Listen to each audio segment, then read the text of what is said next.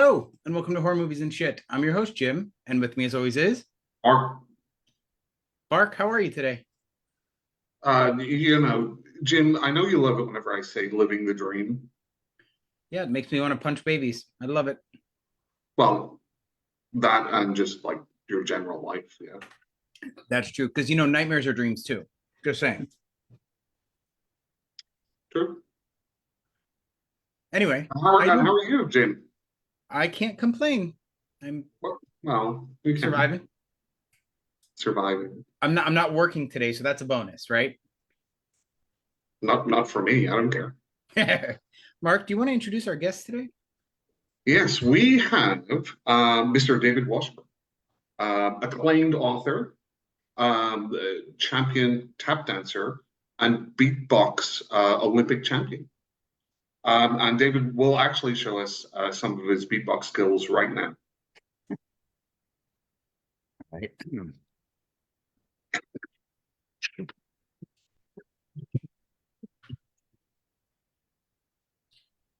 I thought you were going to start rapping, but Oh no, Jim's the rapper in this group. I am Okay. not the rapper. I'm just not. Sorry. Sorry. So, David, we brought you on today to talk about your new book. Yes. And I'm going to start off by saying this is a first for me. I've never been asked to, I've never had anything I've written used as a blurb. And you sent me some awesome promo materials that you're using. So that's pretty freaking awesome. Tell us about the book. So the book it's called DIY Exorcism, and it is about a small town pastor he's got a lot going on in his life, a lot of changing. Mm-hmm. He's going through a separation, but he's also trying to maintain running this church that he kind of inherited the role from his passed on father. It's a small town. Everyone's looking to him, and he's sort of in a position where he didn't see himself doing this for the rest of his life, but as his marriage is falling apart, he's just trying to maintain what's working. Right. He has a son one weekend. He's got a 10-year-old son. His son starts just acting a little out of color, um, lashing out a little bit, and one thing leads to another. And in a knee-jerk reaction, when his son gets violent with him, he handcuffs him to the furnace in the basement. Now, Yes. the fun thing about this story is what do you do from there? And that's kind of what I explore in this story. Is you've got this guy who's just at his wits end and just trying to make it, and he's trying to maintain this relationship with his son and continue to be the counselor for this small town. And now he has to figure out how to get out of this situation while protecting his reputation, not letting the mother find out, and not damaging the relationship with his son after that has happened. So he's got to figure out, well, I think this kid's possessed. I need to figure out what to do next. And in comes Google, right? Yeah. And bring on the internet, because the tagline is where prayers fail, search results do not. Right.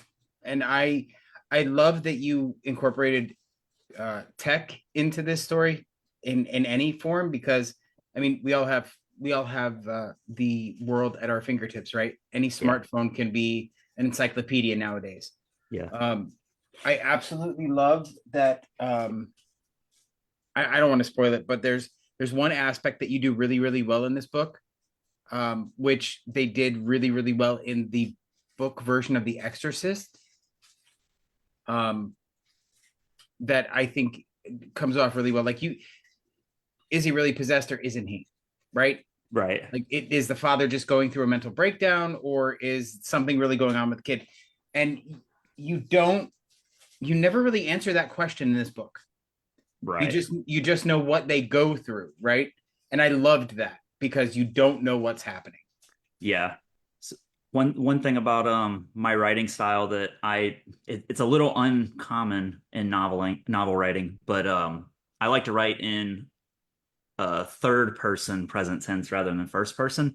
Right. And that seems a little jarring to people who are, voracious readers. And what I like about that style is I started off screenwriting, and I'm a big fan of movies. So Right. through that, me telling a story, I want to tell a story through the camera lens or as a fly on the wall. So I like to just be a, third party to whatever's happening in the room in the story. So I like to tell stories in that way, of where maybe you're not the character telling the story, but you're just seeing the story play out through the camera lens, and it's just interesting to write that way.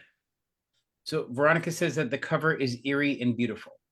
Yeah, my And cover I designer did agree. a fantastic job. I think they did. I think it's beautiful. So what what was the inspiration for this story? So this is a loaded question, but I'm just gonna get into it. Back in 2018, 2019, some friends of mine here, we had a buddy who was getting into micro horror films on YouTube. And I was really getting into screenwriting at that time, and I was writing, full feature length stuff and trying to just learn that craft.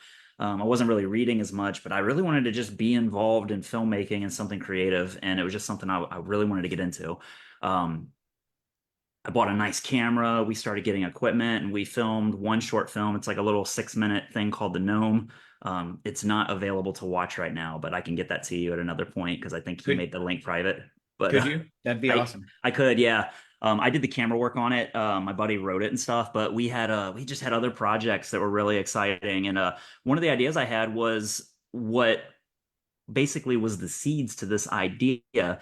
And I wanted to tell a story about a pastor who, locks his son in the basement and he believes he's possessed. But the story was going to be a short film that's told entirely through webcam. And I was going to really rely on like the live streaming and like the YouTube vlogging. And I wanted to tell this story about this pastor, just every entry, he's just becoming more visibly disheveled. He's a little more frantic each time. And that like it was going to be a very practical approach to this kind of story.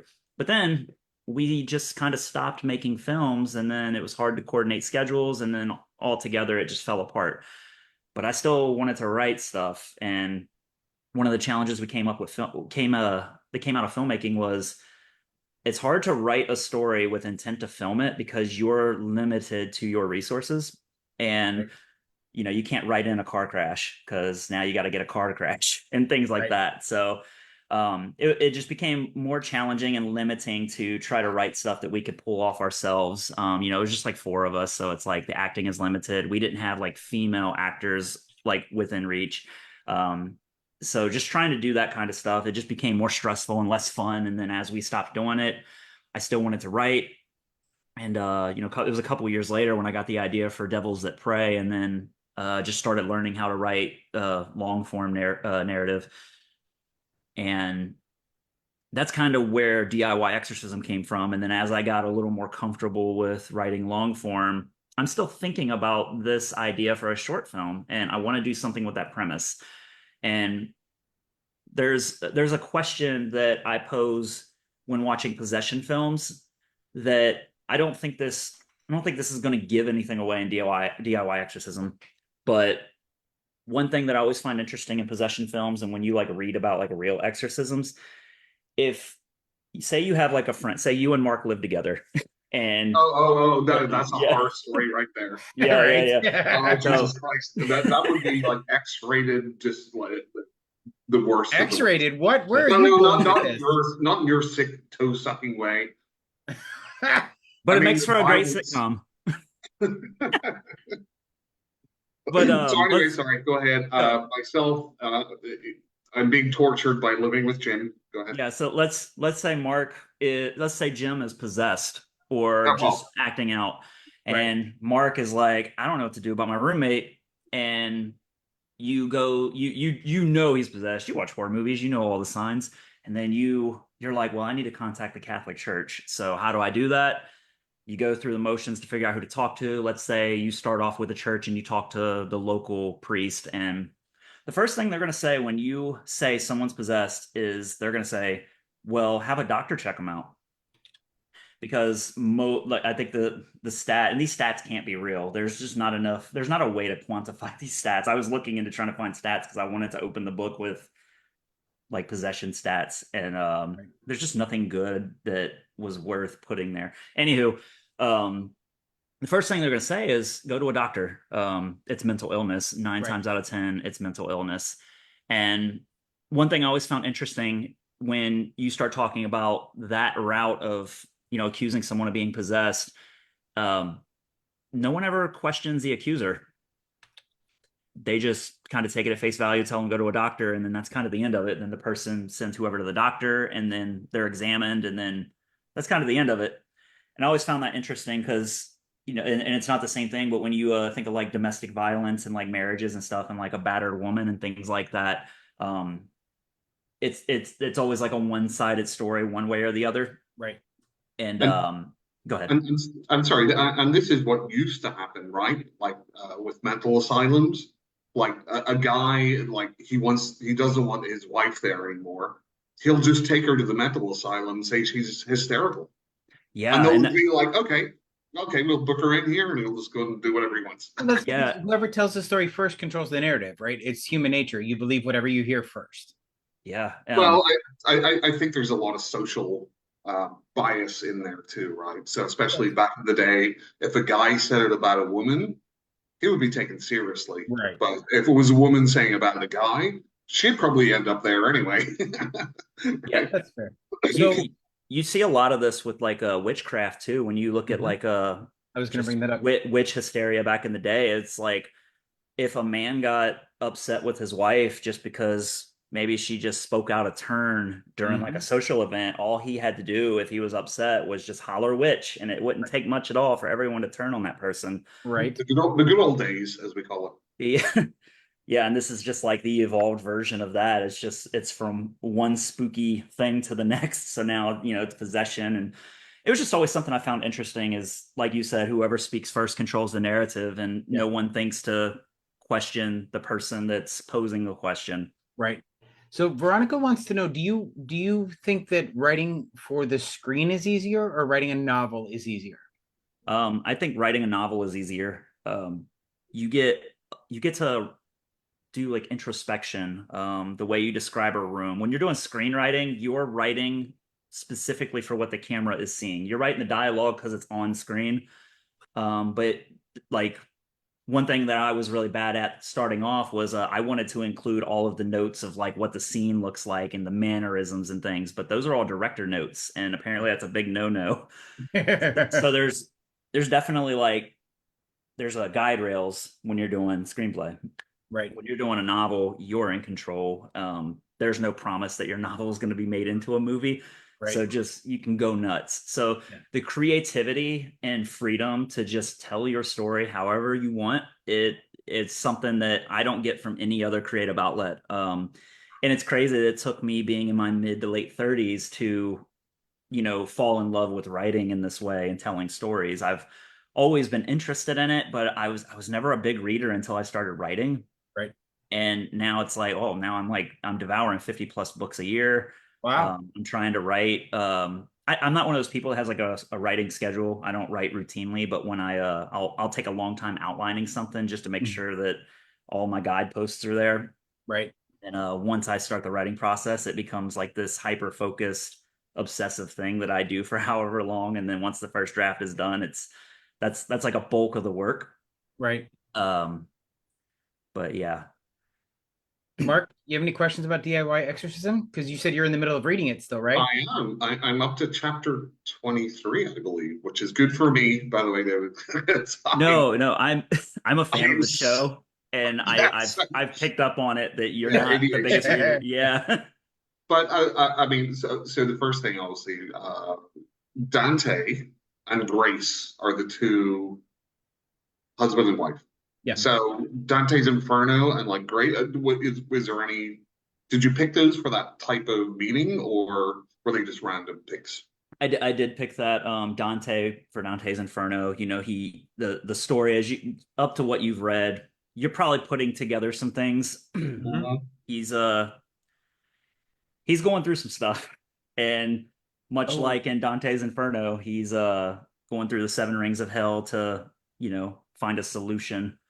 oh, Mark, you have so much to learn Yeah, still. I feel that I just have started on the crazy stuff, right? Or whatever, it's all been kind of build up. But what Yeah, I will say is that whenever you're reading about characters in a book, it's sometimes easy to fall into like a lot of like cliches or tropes or whatever, or just spend too long talking about hey, this is this person, like Stephen King Right. does.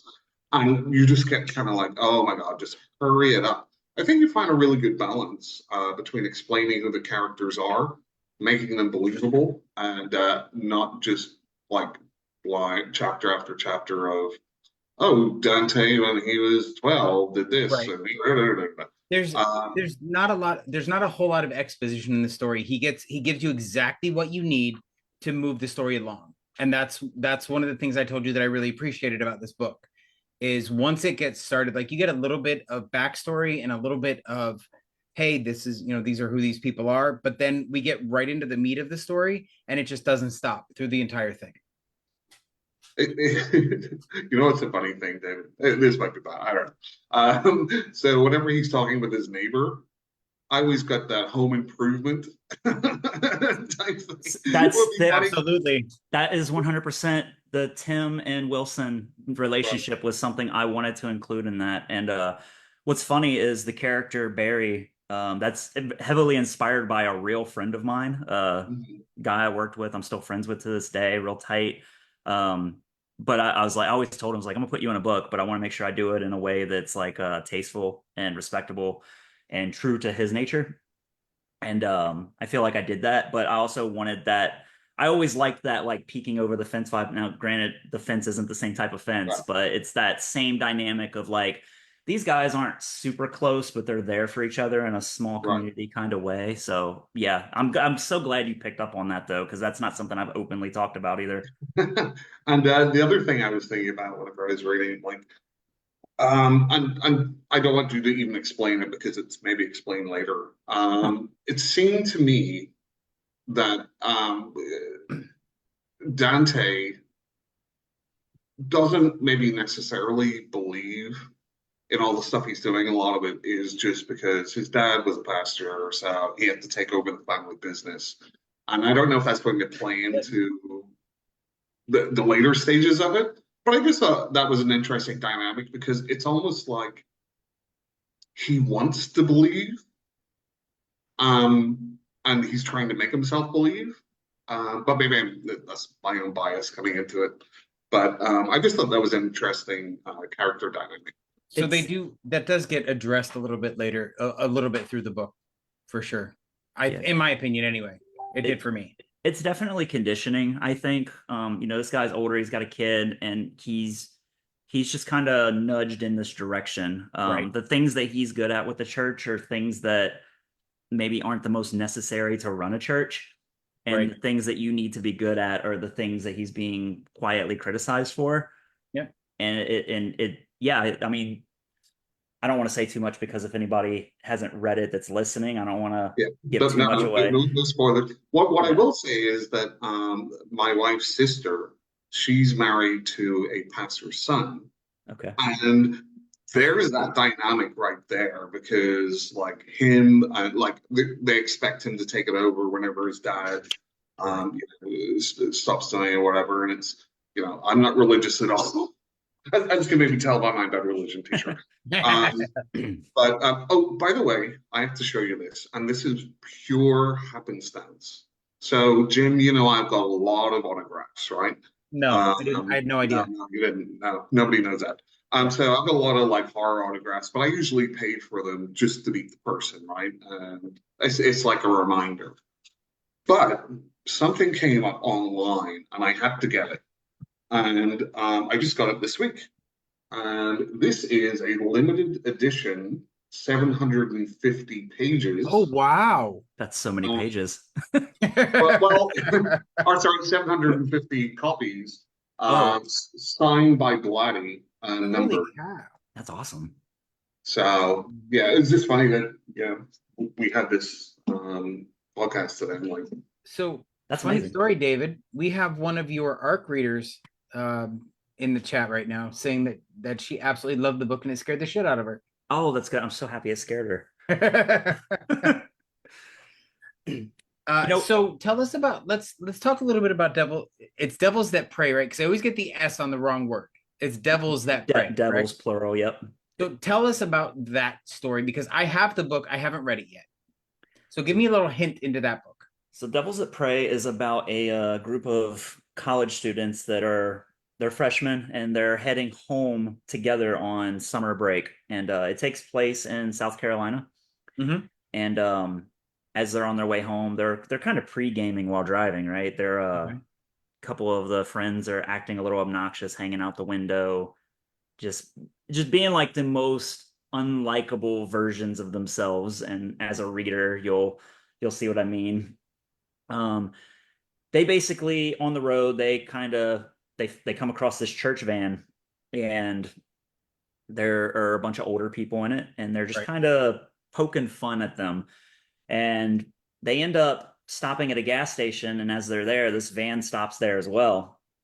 And the people get off and they're inside the gas station, and there's some kind of creepy interactions. I won't get too much into it, but you find out that these people they gather at this big barn that's behind this middle of nowhere gas station. Right. And um, what the story does, I don't want to go. I'm for whatever reason I'm like blanking on how to talk about this story without giving anything away. I've talked about it so much in depth Right. now. It's been out for 3 years now. Um, the story though, it's really fun because the a lot of my writing and ideas, they stem from something real or some kind of overactive imagination tied to anxiety. Yeah. This story started as that. It started as an idea of something that I couldn't stop thinking about for months, and then I was just like, I'm just gonna outline it and see where it goes. Um, my family and I were in Myrtle Beach, and we were on our way home, and I wish so badly I knew I could find out where this place was, but we got off the highway. We were gonna get gas. And when you're on the highway and you get off the exit ramp and it says like food this way, gas that way, Right. and we went that way for gas, and it felt like we were near the border of North Carolina, South Carolina. I know that much. Right.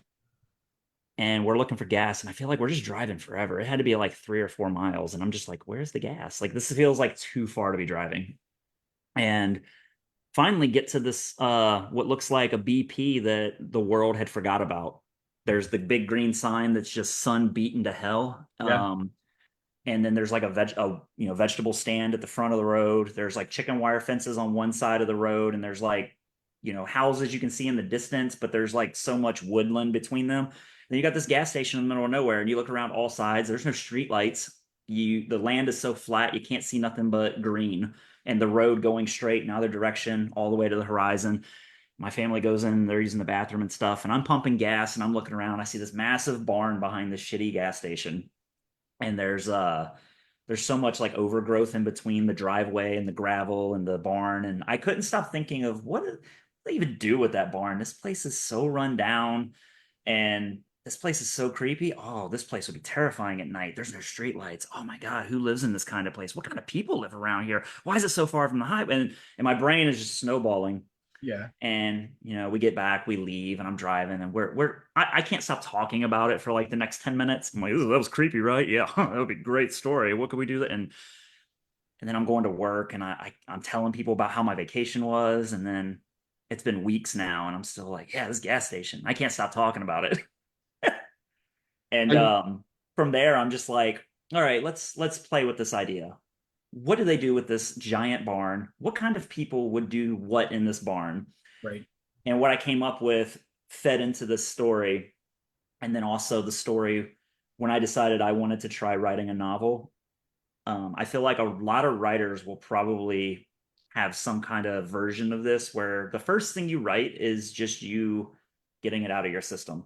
As a lifelong horror fan, I've got my favorite horror movies, my favorite tropes, and I feel like a lot of that influenced my favorite parts of writing this story. I've always wanted to write this kind of scene. I've always wanted to write this kind of character. Oh, I Right. wanted to write this type of antagonist. Like, oh, I wanted to write this setting. And I feel like a lot of that book was all of those things. So I feel like that's kind of my love letter to horror in Mhm. general. And it's even if it ends up being like my worst book in the grand body of work I do for however long I do this, I still love the story so much for everything that like just creating it was a lot of fun. I can't believe that you're on the podcast right now, David, because imagine, you telling that story, pulling off random old barn, Jim, I think that's your house, isn't it? Probably. And don't you have some 10-year-olds handcuffed in there too? Not generally. No. My, So, my handcuff victims tend to be a little bit older. so just looking at the few books that you've released, as far as I know. So the first one, the Tickle Monster, right? That was the second one. Second one, right? Yeah. By the way, I hate that title because it reminds me of that documentary Tickled. I just watched that recently. Oh my God, that is Oh, such a weird documentary. Yeah. That that whole just like story is so weird. Far separation, I promise. Oh, thank God. so we won't talk about Jim's Tickle Barn. So that's like from what I've read, it's like a historical monster movie.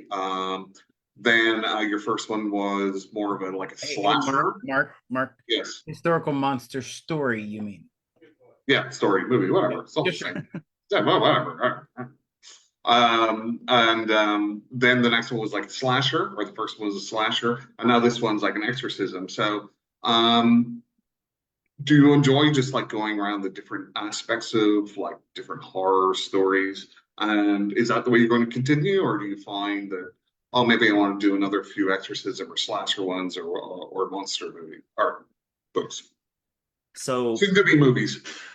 oh man, I would love a movie. But so my goal right now is I'm trying to establish a name for myself as an author. And one thing that I decided when I did my first book signing is I want to have variety. I want to have something for everybody. People come to my table and they might not even necessarily be horror readers, but they're still asking questions. Maybe they're being polite, maybe they're genuinely curious, who knows. But you know, I would show them Devils That Pray and they'd be like, "Oh, that sounds too scary for me." Or people don't want to commit to a full novel. So I want to make sure I'm covering length of book. I want to cover format. Um, Pretty soon I'm going to be doing short stories that are only ebook so that anybody who wants a taste of my writing can get it for a little cheaper, not commit to a full novel. The only thing I haven't really gotten into yet is audiobooks, Mhm. but it's something I'm kind of passively talking to people about. But and then there was another part to the question I was going to answer. You had said you had asked about the genre and if I wanted to Right. keep changing up. Mhm. So the answer is yes. I do want to do different things, but considering the 3 books that I'll have out in October, I Three definitely want books? to, Did you just say 3 books in October? well, total. The Okay. DIY Exorcism being the 3rd book, October Okay. 8th. I do want to get away from religious stuff. I'm not particularly a religious person, but for whatever reason, Devils That Pray has a heavy religious context to it. DIY Exorcism, very heavily influenced. I had to talk to someone as like a religious consultant. Hey, call me out on any, you know, if I'm doing something wrong, call me out on it. I need it because I'm like doing research, but I don't know. So it's helpful to have somebody who like goes to church every Sunday to, you know, kind of call out inconsistencies or how a character might act and things like that. So my goal right now is I'm getting away from anything religious for a while. Fair enough. The book that I just started writing, I don't want to talk about it too much because I'm still like it's still very fluid with the outline, but I did start the first draft, and it's about a pop star, and that's all I'm going to say about it. I don't want to say too much more. Okay. But I'm definitely going a very different direction than anything I've written before, and so far it's a lot of fun. I've got some scenes that I'm so excited to write. I got some nasty stuff I'm excited to write too, which I feel like I've not really got to be too gross yet. And I got a couple characters that are going to be a little creepy in terms of just their vibe altogether and some of the dialogue I've got planned. So a few And comments. that, A few comments I want to address, Mark. sorry, one second. So talking about Kanye, go ahead. so sorry, talking about creepy, right? And you know, in like Hollywood, some people get paid to pitch just like a line idea, a title, and then people write, you know, a script around it. Right. Could so David, using your you know, kind of author brain, um, think about what a summary or a story would be around.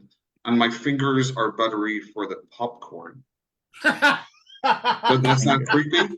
That sounds like a creepy book. Yeah, yeah, Oh, yeah. Throw that into And my fingers are buttery for the popcorn. I'm Yeah, only saying that because Veronica in the said that chat. she meant from, but she's having finger issues tonight apparently. Oh man, What does that mean, Jim? what's popcorn a euphemism for? Yeah, exactly. That's exactly what we were talking about. Popcorn. But I did want to talk. Jamie said that when you were talking about that gas station, that the fact that you couldn't let it go, that's why you're an author, because you Yeah. could build a story around it. Yeah, that's really what it was. And in that time, I went down a lot of rabbit holes for like writing too, because my only experience had been, screenplay. So Right. I had to completely like learn how to tell a story in that way, and made a lot of mistakes, made a lot of adjustments, learned a lot. But I feel like I'm getting my feet under me in a way that I'm developing a style that I feel comfortable with. And Veronica says she's glad to sit. She's glad you're alive to tell the tale. But she corrected her spelling because she said it wrong the first time. But she tends to get a little nervous when somebody's alone and it's starting to get dark. So she panics a bit. So that sort of story would work really well for her. Devils That Prey. Yeah. I mean, yeah, it's Uh-oh. Uh-oh. Looks like he froze. Okay, I'm going to go to the bathroom. Bye, Okay. You don't need that.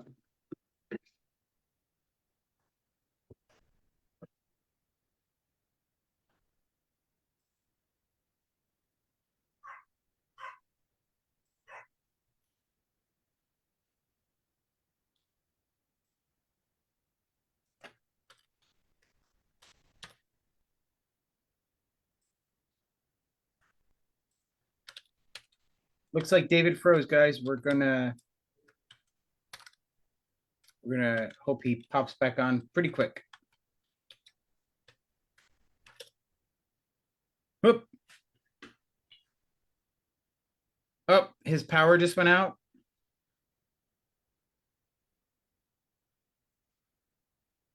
We're still here when he's ready.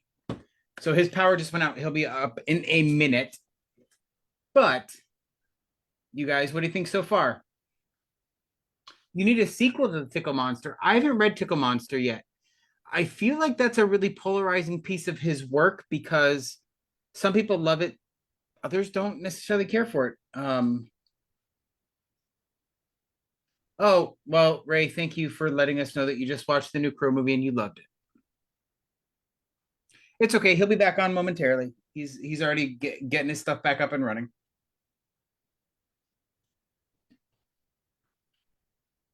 His Wi-Fi is rebooting. It'll be a couple minutes.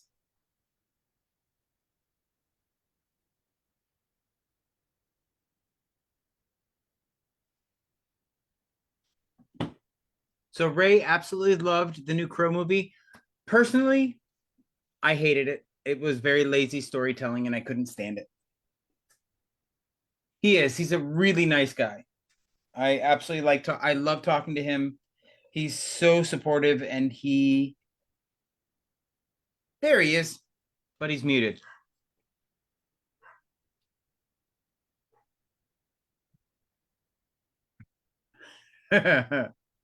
Ray is watching this live stream in the other room and I can hear myself. Welcome back, Mark. I didn't take this to the bathroom and do a Frank Drebin, so That's fantastic. I appreciate that. I'm sure everyone else does too. Oh, David, I didn't know you were on an author's corner with Lori.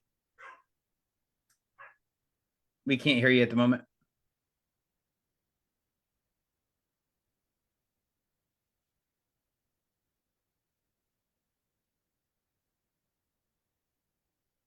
Yeah, Veronica says thank you, Mark. Mark, will you stop moving the camera, please? You're making me motion sick.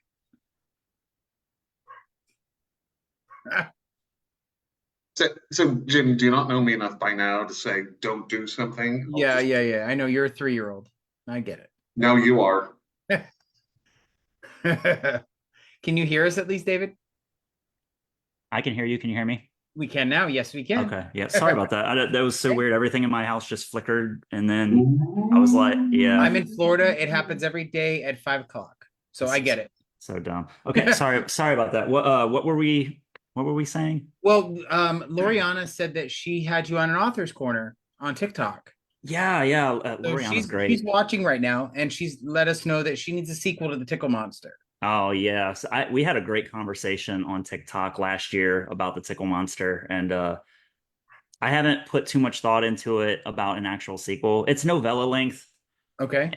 and I want to explore what happens after the book, but I feel like the story that I want to tell becomes a totally different book, Okay.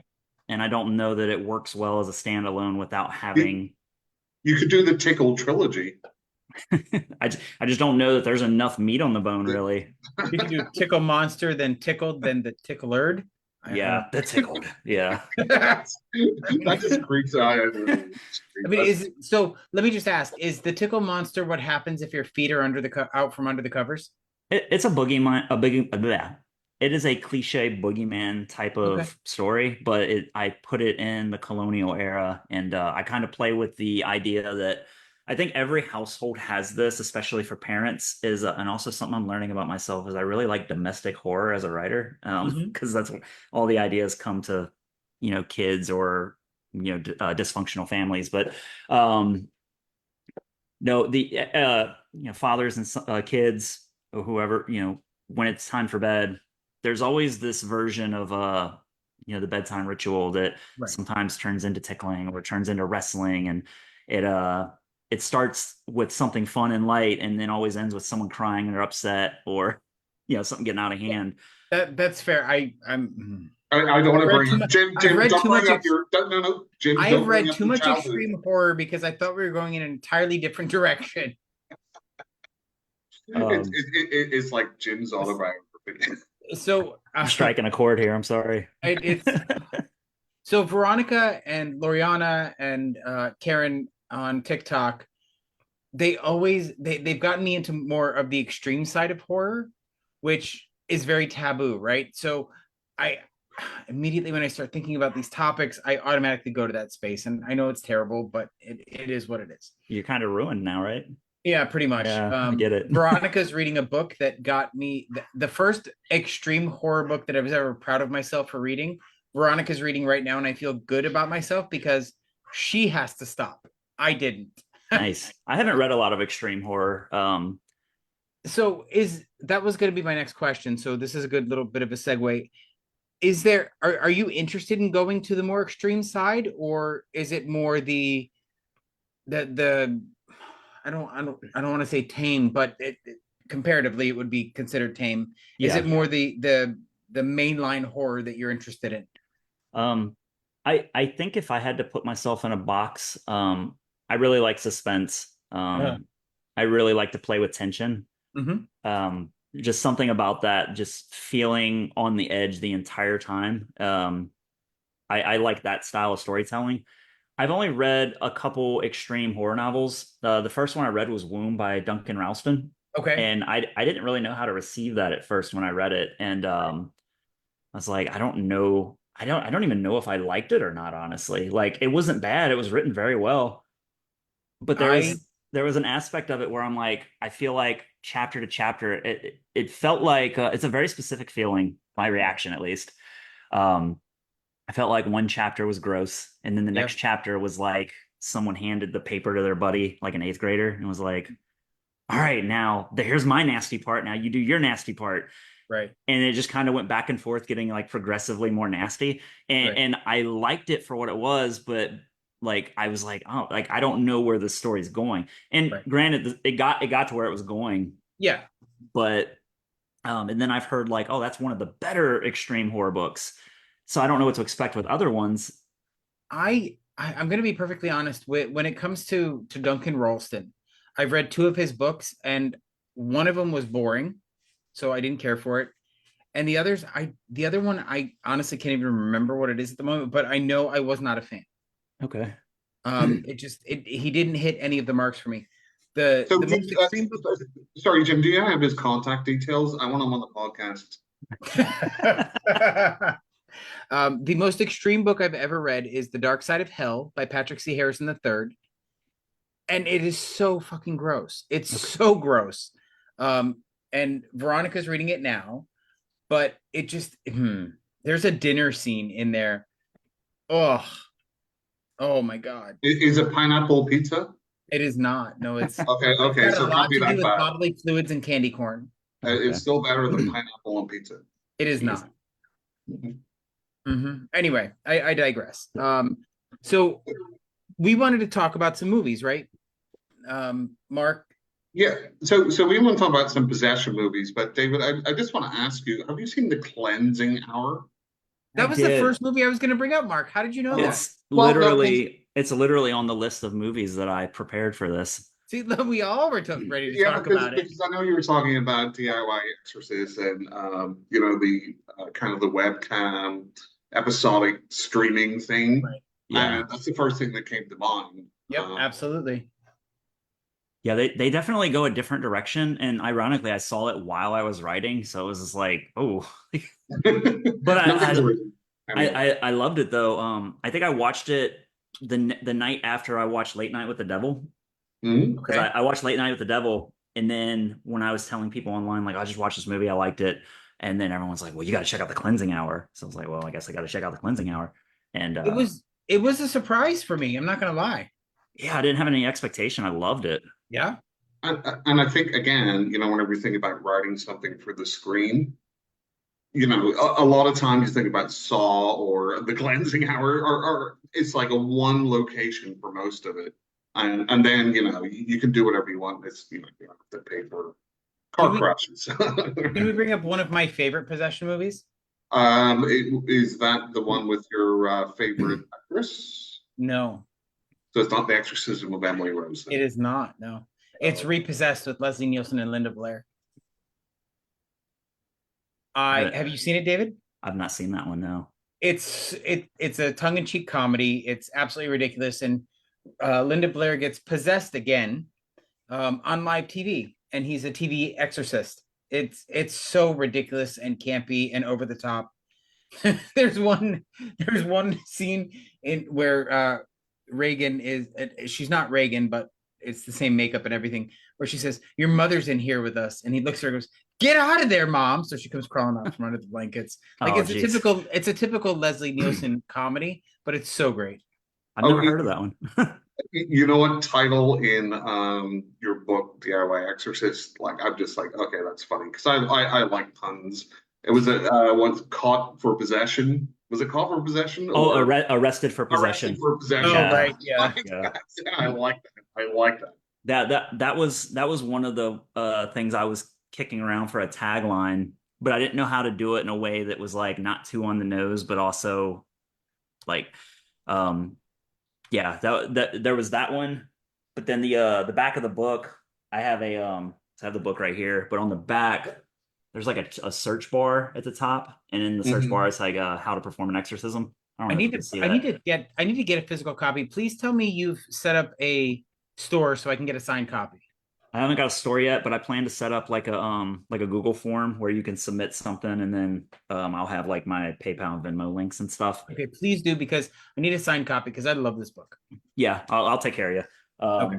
But yeah, on the back of it, I had that search bar put on there, and I was just like, well, it doesn't make sense to put a tagline in if I need to put that search bar on what he's searching for. Right. So I just kind of leaned away from that. But like when I've been promoting it, I've been using the expression where prayers fail, search results do not. I just something Right. about that I like. It's just a little unsettling and That's- modern. I'm a bit slow. Something just occurred to me. So it's called DIY possession or exorcist, right? Exorcism. And you have the home improvement thing. It's Oh my DIY. God, I did not put that together. That's hilarious. I need an Al Borland character in there, man. You do. Maybe there's more story to tell. I don't know. Right, because you could tell the same story, but from the neighbor's point of view, right? You could. You could Yeah. see what Dante's actually going through from the outside. Yeah. So somebody in the chat brought up the Exorcism of Emily Rose. And I need to Awesome. explain why I hate this movie. And it has everything to do with Jennifer Carpenter. I don't like seeing her on screen, and just the fact that she exists on TV or in a film annoys the shit out of me. All she does is yell and say the word fuck all the time. So you didn't like her in Uh, Dexter? I hated her in Dexter. She was the worst part of Dexter. Yeah.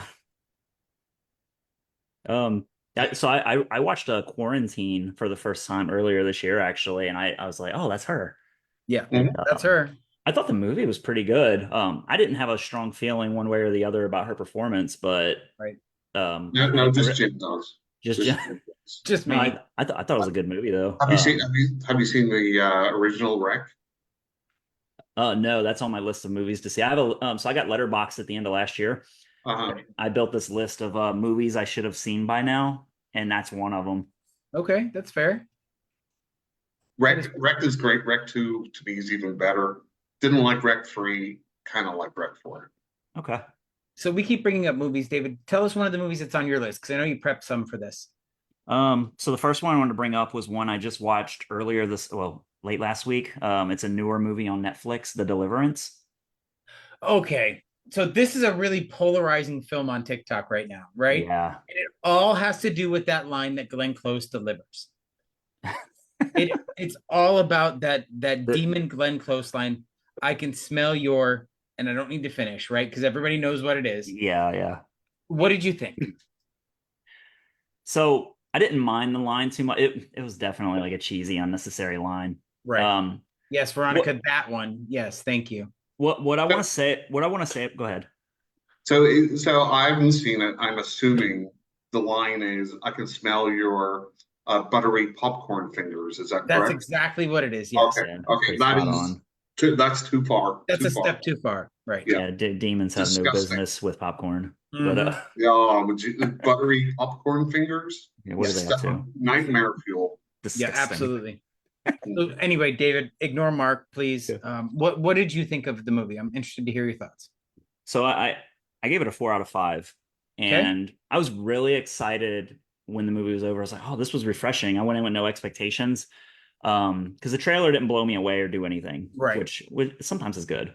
But what I really liked about it is you're focusing on like a lower income black family, Yes. and being someone who grew up in like lower income households and stuff, and I lived in a dysfunctional home, and I had friends that this family kind of, it felt familiar in a way Right. that I don't really know how to process. It felt authentic. And what I Mhm. liked about it was you took what's essentially a possession story, or it felt like a Amityville horror, but without white people.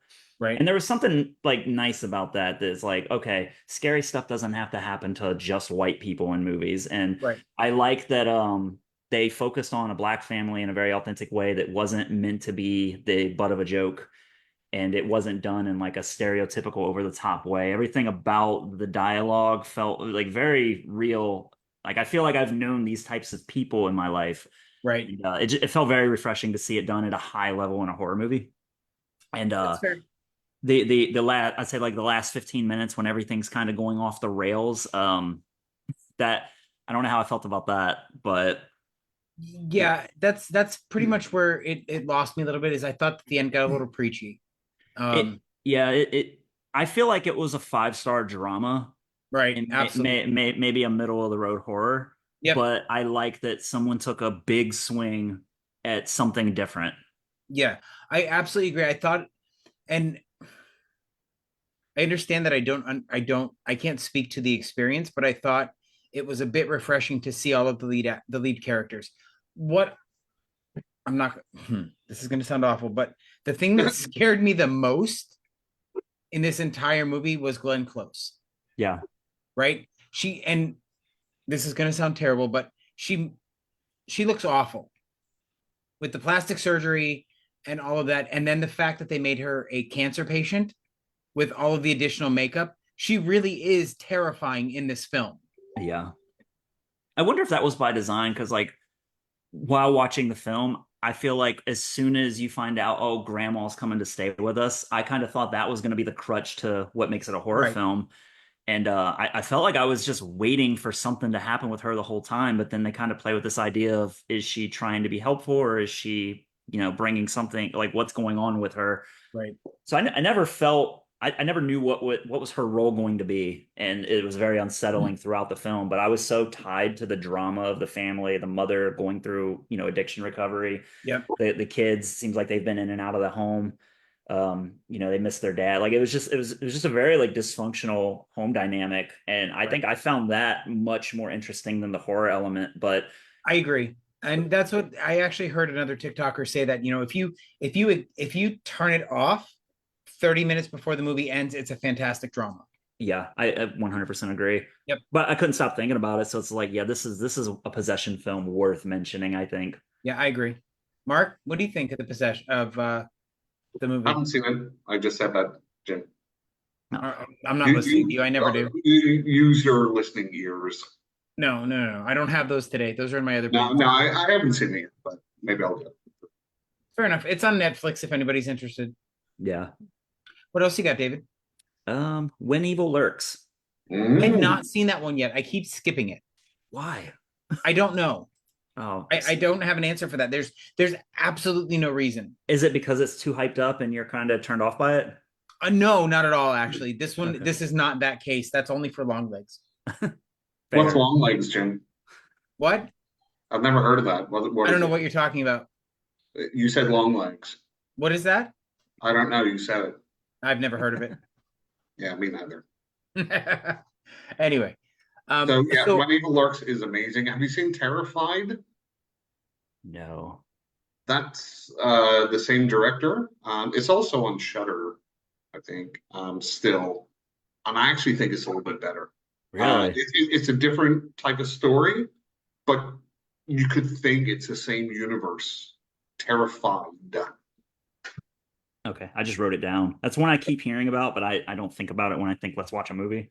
and Well, that's exactly that's the situation I'm in with When Evil Lurks. Like, I keep hearing about it, but then when I go to pick a movie, I either don't open AMC Plus for Shudder, or I just don't think about it. you know what the funniest thing about When Evil Lurks is? The Is dog like scene. no, like the main protagonist, he's a fucking idiot. Like if you think about what he does, but that's okay because there are idiots in this world, so it's Yeah. kind of believable. Yeah. It's a great film overall, I think. I think that it did some things differently that we haven't seen yet. And since you haven't seen it, I don't really know Don't how worry to about talk. spoiling it. Say Yeah. whatever you want. Okay. Well, Well, apart from the audience, yeah, the audience too. Most of them have seen it. It was I think it was my favorite movie last year that I watched. That's fair. So yeah, it was big. It's one of those movies too. I'm one of those people that gets turned off with subtitles. Oh, I've got to read. Like Yeah. I'll just go read a book if I have to read. I want to lay down and be willing to fall asleep to a movie if I'm like just throwing something on. And that was one I like from the get-go. You understand that their ideas in this country with possession, it's like possession is just like another common cold. That's how they Right. treat it. And then they've got these beliefs around it of like what not to do with the body when it's done, and then just how they have to handle the situation with a dead body that was possessed. Right. They just go about it all wrong.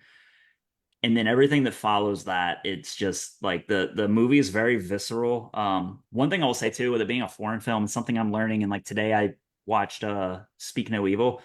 Something I'm learning about movies that, the foreign films, there's so much balls that goes into foreign films when they do horror. They do it and they go for it.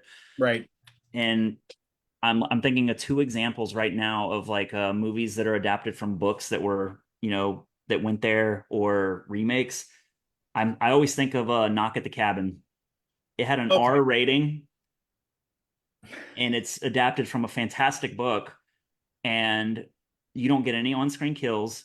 You don't get like impact at all for any violence, and then they changed the ending, and it just felt like, okay, they Americanized this movie, and they tried to make a hero. They took the balls out of it, and I like it just didn't sit right with me. I feel the same way with Speak No Evil. Fair. And yeah, and it just, but then you see When Evil Lurks, an Argentinian horror film, and they just go for it. And there's some on-screen stuff that's fantastic. There's jump scares that aren't there for the sake of being jump scares, but they legit got me. And I get excited when something gets me nowadays because I Right. feel so desensitized to it. being someone who writes now, I follow the story beats, and I'm kind of trying to predict, okay, what are they foreshadowing? What seeds are they planting? And that So movie got me a couple times. I feel the need to defend A Knock at the Cabin Okay. because I hated the book. Okay. I loved the book. I thought that the book focused way too much on the hate crime aspect of the story, so much so that it was a detriment to the story to even include it. I thought Okay. that the movie did a much more judicious job of dealing with it. Okay. I also think that I was extremely disappointed in the casting of the movie with Batista playing the main character, Really? because he was supposed to be, for I hate to say this way, but he was supposed to be essentially a Mormon missionary, right? Somebody that you would not feel intimidated by, Right. and they made him this 6'5" bruiser. But Batista I was the thought he did best an person. admirable job in the Best, movie. yeah, he was the best actor in it. Yeah, I think he did. I do also love the way that Jonathan, that the characters in the book, the husbands were treated, because I always say, being a gay man, that I I appreciate when you treat gay characters like any other character. Like, you should be able to swap them out for a straight couple, for a lesbian couple, for a gay couple. They should all be interchangeable, and it should have zero impact on the storyline. I That's agree what with makes that. me happy. I can get behind that. So, I'm, David, I'm by the Maria. way, as you've listened to the podcast, you know that Jim is our resident expert on non-English foreign movies. Jim, can you just quickly run down your top 10 non-English foreign movies for us, real quick? I can give you two off the top of my head. No, your top 10, that's it. I can give you two off the top of my head. I'd have to actually make a list if I was going to go through 10. Okay, go ahead. Amelie, which is my favorite comedy. The horror movies. Oh, horror movie. I would have to go Yes. with High Tension, Martyrs, and oh God, what?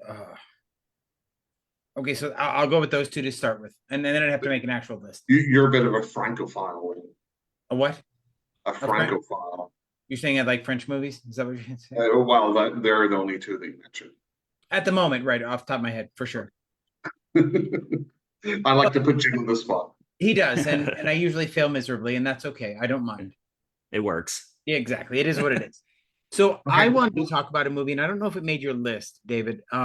One of my favorite possession films is The Possession of Michael King. So I haven't seen it, but I actually added it to my Prime list last night when I was like browsing a movie. You absolutely should. It is about a man who is trying to disprove possession. And in order to disprove possession, he invites demons to possess him. Okay. Yeah. This sounds awesome. That's about as far as I'm going to go with that. But it Yeah. is a fantastic found footage movie. That's kind of a weird way. Okay, I'm not going to get into like the scientific method and No, like please if don't. you don't believe in demons, you wouldn't ask them to come into you. I'm just going to say it's a phenomenal movie. So please, I think you should check it out. It's great. Yeah, definitely. Mark, what is your favorite possession film? Exorcist 3. It's okay. But so when you talk about possession, right? It doesn't necessarily have to be like a Christian or anything like that, especially when evil lurks, etc. You talk about Evil Dead, right? Right. So that's a possession movie. Is it though, or is that more of a zombie film because they die? It's not a zombie film Why not? because people get possessed when they're living. Not generally. They usually die first. No. It's not generally. If people are alive and they get possessed, so is The Exorcist a zombie movie? She doesn't die. She doesn't die before she becomes possessed. Correct, like Evil Dead. Right. In Evil Dead, they tend to be closer to death before they become possessed. No, they don't. I don't agree with that. I don't think. That's Yeah. fair. Well, it's not fair. Again, this is all it's semantics, right? Yeah. It's actually factually true, Jim. What facts do you have to back that up, Mark? People get possessed before they die. I'm talking specifically in Evil Dead. The first one? Any of them. Okay. So the girl that starts counting the cards. Da, da, da, da, da. Cheryl. That's She's Cheryl. not dead. Yes. She's not dead, is she? Before she gets possessed. No, she's just experienced a The traumatic the scene with some the, trees. the sister character that gets the tree thing. She's Yes. not dead, and she gets She's possessed. the same one that calls out No, the no, no. cards, But by I'm the way. saying Just so you know. she's not dead, correct? But she Yep, gets correct. possessed. That's fair. That's Okay, fair. I could go on and on and on, You but could, but let's not do that because you're Evil boring. Dead Rise, the mother, right? Yeah. Was she dead, Jim? I mean, I think through all of the body You're just wrong. modifications It's she okay. was We can put move through, on. We can move yeah, I on. think she would have been I, dead. I've told you I'm trying to be more zen with you. Okay. I think with like I think to kind of my thing for why they're not zombies is they talk, they taunt you. There's personality to the Deadites. So I would argue maybe they're more demon than either, but That's also fair. that would be more possession. But And then we can talk about like Return of the Living Dead, where they are zombies and talk. And then we could talk about like the Demons movies, where they're kind of in between. That's right. yeah, a lot of overlap. Yeah, There is. it's whatever the right. It's like whenever you go, could Superman beat up, whoever? It Yeah. depends on whoever's writing it. And now we're all nerds on the podcast Yeah, arguing over right. zombies and demons. I love it. So another one that I want to bring up that people don't generally talk about, and this was a complete surprise to me, was Clown. Oh, Clown? Yes. Explain. I've not seen it, so I'm curious. Have you seen it, David? the Eli Roth one, right? Well, he produced it. But okay, so we're thinking the same one. Yeah, I have seen it. Well, he's possessed by a costume. How do you And get it's- possessed by an inanimate object? It's a great film. It is, and it starts off like goofy, funny, and then it turns really, really dark. Yeah. And that's what I loved about it. Like I just thought it was going to be this I stand by because my it really starts off goofy, right? And he's trying to get the clown costume off, and he's just losing his mind. But then it turns really dark. Yeah, it's I definitely worth stand by checking out. I stand by my original question. How do you become possessed by an inanimate object? How do you become possessed by a demon that doesn't exist, Jim? That is not even the same comment, Mark. I believe it was cursed. Was Like it? Okay. Yeah, it was just That a explains cursed it. item. Well, Thank you. Thank do you. we have to be this reductive, Jim? Can you not like? It's not being reductive. I'm asking for. It's not like they clarification. went to TJ Maxx and put on a pair of fucking jeans. But Oh, that's that'd what be a you made great it sound story. like. Like I was thinking like slacks right now. Like we're talking about possessed jeans. Right, they're possessed. Anyway, But you can also talk about things like just trying to think like I was going to say one of my favorites is the taking of Deborah Logan, right? Where you're not positive until the very end of the film. Is there possession happening, or is she just suffering from dementia? Right. And the genius of that movie is the real horror in this world, and this is what to me possession is all about. Is about losing control of yourself, control of Right. your. Yes. And possession. I don't believe possession is real, but Alzheimer's is real. Yes. Parkinson's is real. Where Absolutely. you start to you can't control yourself Right. the way that you could, and that's the scariest thing because those are real. And that's what possession's all about, right? Is it's about losing yourself. That you are not in control of your physical body anymore. Yeah. And I'm sorry, is it Ryan? Asked about Hereditary. Hereditary is 100% possession movie. His name is Ryan. Ryan, I don't know. I know, that's why I'm telling you. I know, but you don't need to say it like that, bitch. I just said the name. I don't understand the problem. Anyway, kind of just to piggyback on the running joke of you were talking about retail, and I just started thinking, how like there's like animal shaped slippers. Can you imagine putting on like some dinosaur slippers and those possessing you? Right? I, Then you become I, Tammy I, the T-Rex, essentially, right? Holy crap! I think we have an idea for like a trilogy of books slash movies where Yeah. people just go in and put on. It's almost like Mario Brothers, right? You Okay. put on something and you turn into it. Or can you imagine like if possession was like a sudden epidemic that spread like a cold, and there's just a bunch of like children in Spirit Halloween trying on different stuff, and then all at once, boom, anybody in a costume becomes that, Right. and it's just this grotesque version of whatever they're So, wearing. Parents Did are freaking anyone, David, out. did David, anyone by the ever way, watch this Spirit Halloween it's movie? so it's such garbage. No. It's such garbage. I barely take the store seriously. I don't think I'm interested in the movie unless somebody really pitches it well. So, Veronica is asking David for you to write that book, please. What would it be called? Oh, that's good. I don't know. I have to think about this. One thing I And the love is tagline. titles. I And the tagline. I Yeah. love titles. I spend a lot of time like playing with the idea of titles, and I love ridiculous titles too. Oh, let's see. Um, I uh, I'm we're drawing gonna a have some blank on the dead air spot. here. I'll Right, just say that. exactly. Mark likes to put people on the spot and then comes up with nothing. Shut up, Jim. That'd be such a fun Um, story, though. That'd be a cool anthology. Just have a bunch of authors submit like ridiculous stories centered around that concept, though. So, It David, could get a I little need to redundant. talk. So, okay, we're just going to talk about this because I haven't done this. I haven't actually made any official announcements. But Mark, you don't even know this, but HMS you're is gay? actually No, I working. do. You don't. Okay. Horror Movies and Shit is actually working on an anthology of bizarro splatterpunk stories. Oh, And all of the money that's raised through the sale of the book is going to go to a charity called the Point Foundation, which works with providing scholarships to LGBTQ youth. okay. Hey, I never said okay to that. I didn't ask you. No, it's going to go to young white straight man Christian man charity. They Yeah, need the most help. What about us? No, you can Yeah, bite me for that, there, Mark.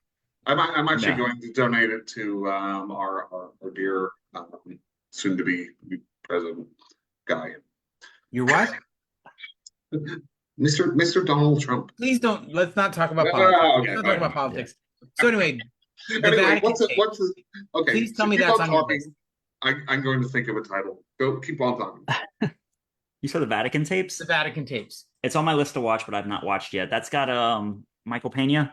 I believe so. Yes. Yeah, and that's one that people have been mentioning to me for years, and for whatever reason, I just haven't got to it yet. I It will was though.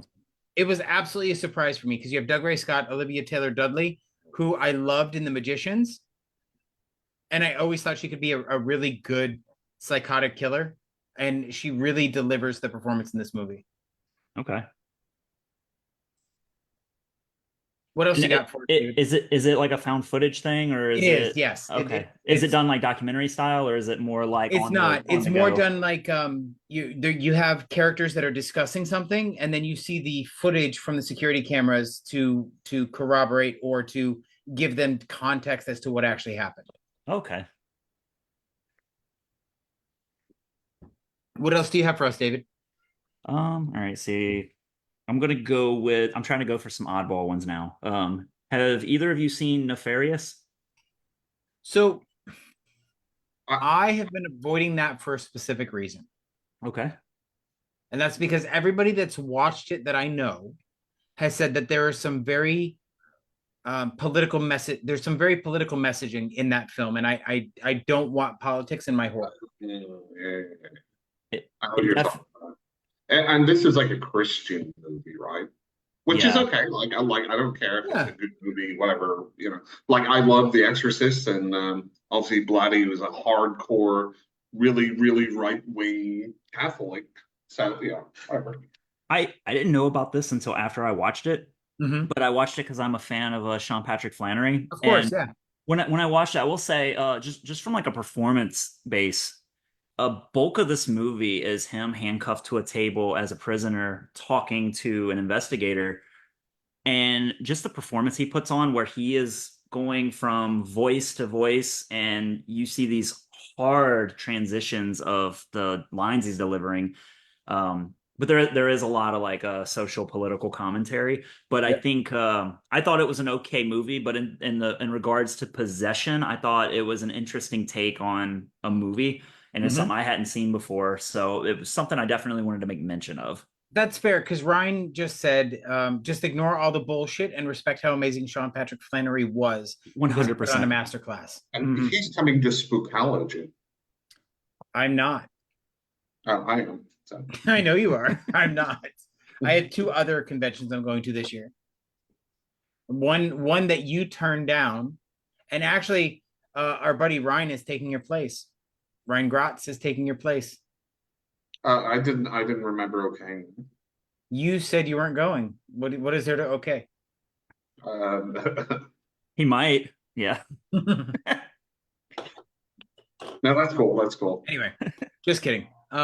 So what else do we got? So let's talk about Ouija 2, The Origin of Evil, which has the it's better than the original. There's a better way to It's say Mike that, but Flanagan, right? it is. It's Mike Flanagan, and Ouija was a terrible film, right? But Ouija Origin of Evil took everything to the next level. It was well done. It was well written. It was fantastic. Yeah. That's one I watched this year for the first time too. And yeah, I was really impressed by it. Talk to me, Jim. Talk to me, Why? just because I say so. So talk to me. What about that was a very good recent possession movie. So it's not a possession movie, Yes, though. it is, It is Jim. not. I mean, you're inviting something from the other side to take Right, over you, but they're not taking you over. You're talking to them No, because so, you're grasping no, the no, no, hand. no, no, no. So, Jim, I don't know if you remember. Do you remember the little kid that gets possessed and starts bashing his face in? I don't consider that a possession movie. really. I consider it an outside influence. David, you see what I would put up with? I'm not going to say it's a great movie, and I love the movie. So please, this is not So, disrespectful. what is the movie about, Jim? Can you just give a summary? The movie is about spirit communication. Spirit communication. Yes, So it's just about spirits talking to people. or communicating, whether that's Yeah, physically yeah, or. communicating, but they don't take them over at So, all. so Ever. Mark, is communication only verbal? Do you not communicate through body language? So is The Exorcist not a possession movie because they were just communicating? Pazuzu was just communicating with Pazuzu was not just Reagan. communicating because there was no means of communication. They had Yeah, to there was a they Ouija had to board. act. Oh yeah, for 3 minutes in the movie. Okay. So how But long does with something Talk have to to be in a Me, movie? they could not facilitate any sort of action until they touched the hand. So Reagan wouldn't get possessed if she didn't use a Ouija board. That's debatable. I think like talking about the hand though, I mean, I don't think it's any different than any other cursed object that influences possession in other movies either though. I just think that Talk to Me focused more on making a game out of it and kind of playing with like where we're at in the world and how if it were real, how would people actually treat it? That's fair. It's kind of like a movie about like addiction and going to parties and like hey, I'm going to take this drug, you take this drug, right? Right. There was a lot of that, and then people change. But people change because they were possessed. Jim. Moving on. It's one of my favorite movies too. It It's was a on good my movie. list. I Yeah. do love it. And it didn't really do an awful lot that was new. But No, what it I didn't. thought was they really did a good job with making it more grounded and having a more grounded cast. Yep. And the acting. And it's weird because, this was made by a couple of YouTubers, right? And those are their first movie. Right.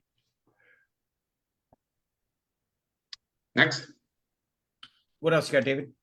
All right, I'm gonna go with there's probably gonna be some debate on this, and I'm only throwing this out there because I really like this movie, but the possession isn't until the very end, and it's The Witch.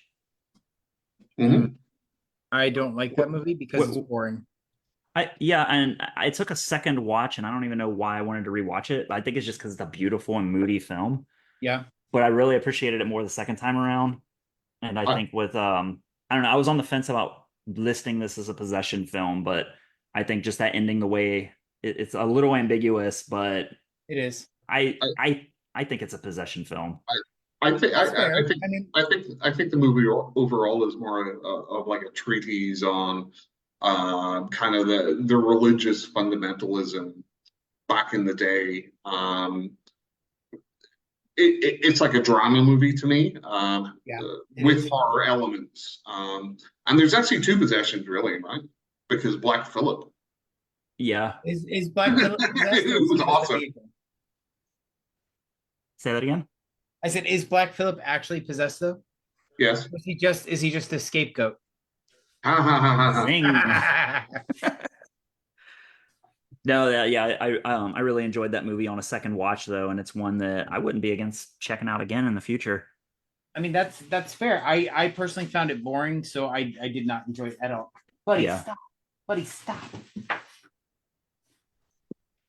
He's trying to eat the garbage bags. Sorry. Leave Ray alone. I'm talking about Buddy. Anyway, what else you got, Mark? What do you have? Okay, here's one that was fairly recent, which I thought did an amazing job as far as kind of looking at religion and saying, yeah, it's a bunch of crap, but then like kind of turning the tables on it. And this is The Last Exorcism. Okay. The Last Extra. Have Have you I seen seen that that one? one? That's the one where it's like a mockumentary and they're Oh, following. with the fallen priest, right? Yeah. And Yeah, he's showing yes. how he I does thought like, that was great. yeah, I've got this crucifix and I just press a button and smoke comes out and all this sort of Right. shit.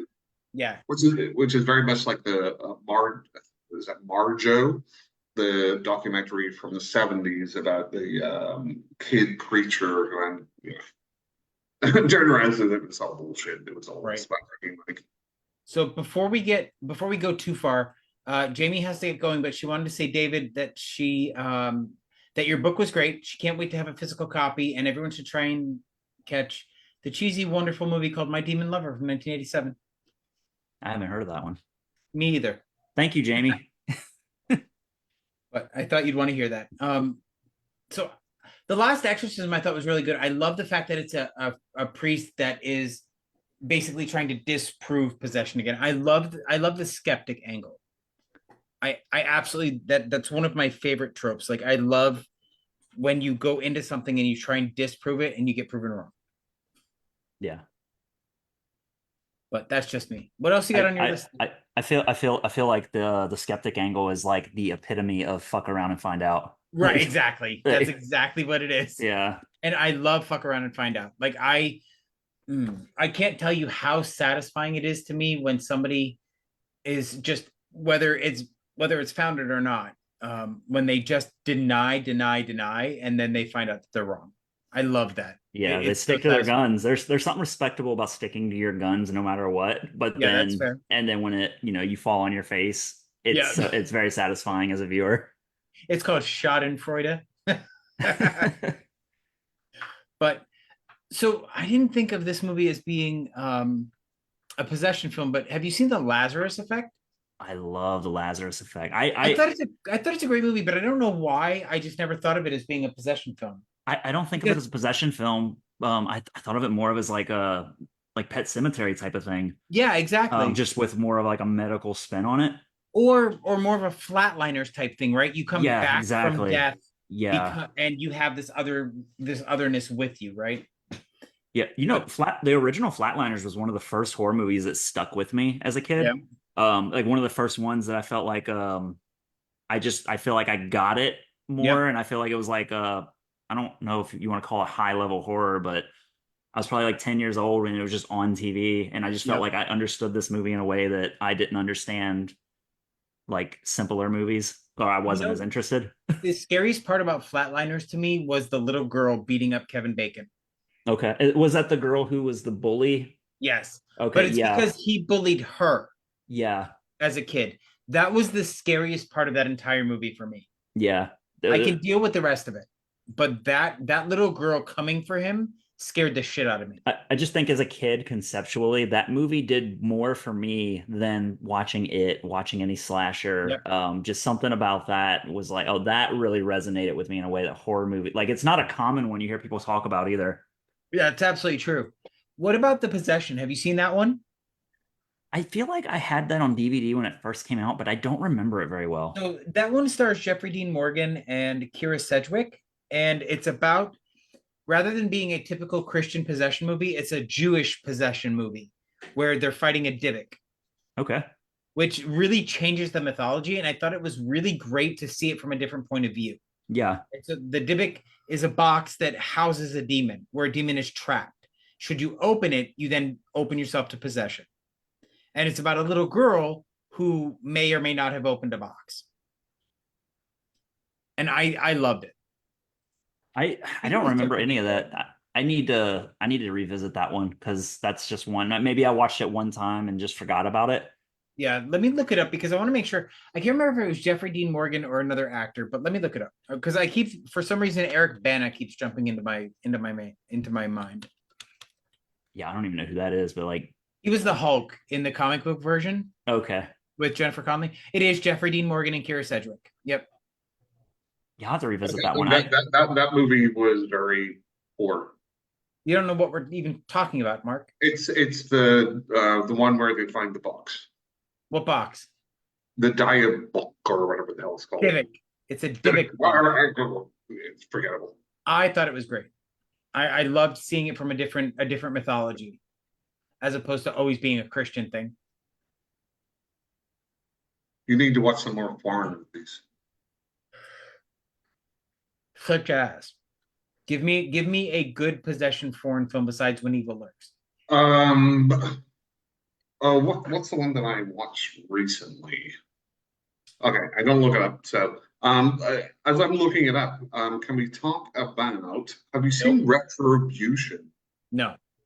the 1987 classic, where a guy is committing suicide, he's jumping off a building, Okay. and at the same time, this mafia gangster guy is getting killed. So they basically swap, or his spirit goes into him, the guy that was committing suicide, and he lives. But the spirit takes over him every once in a while and goes after the people that killed him. And Suzanne Summers is in it, and she's awesome in it too. Okay. I really have nothing to say to that. I'm not gonna lie. Yeah, I've not seen that one. The 2015 awesome Fulci-esque We Are Still Here with Barbara Crampton. Have you seen that? No. I'm writing it down though. Has Larry I don't like Fessenden? Fulci.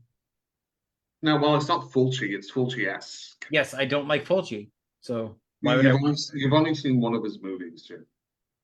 No, I have not. I've seen two. What? I'm trying to remember because somebody from Cinema Society Saturday made me watch a Fulci film. The Beyond? No, Zombie? no, Manhattan Baby? no, Cat in the Brain? no, City of the Living Dead? no, House by the Cemetery? no. I don't know.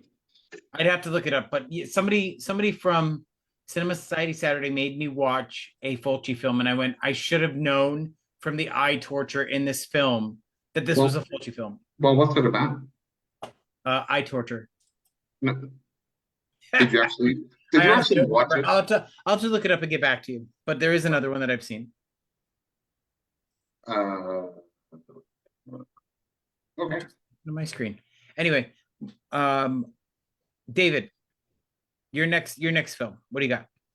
I have Paranormal Activity Next to Ken. I've not finished that film. I started it and fell asleep, and I never put it back on. So I watched it one time, and I walked away feeling like that was interesting, and just the Amish take on it, and Okay. I really appreciate found footage because something about good found footage just really speaks to like the indie spirit of anything creative.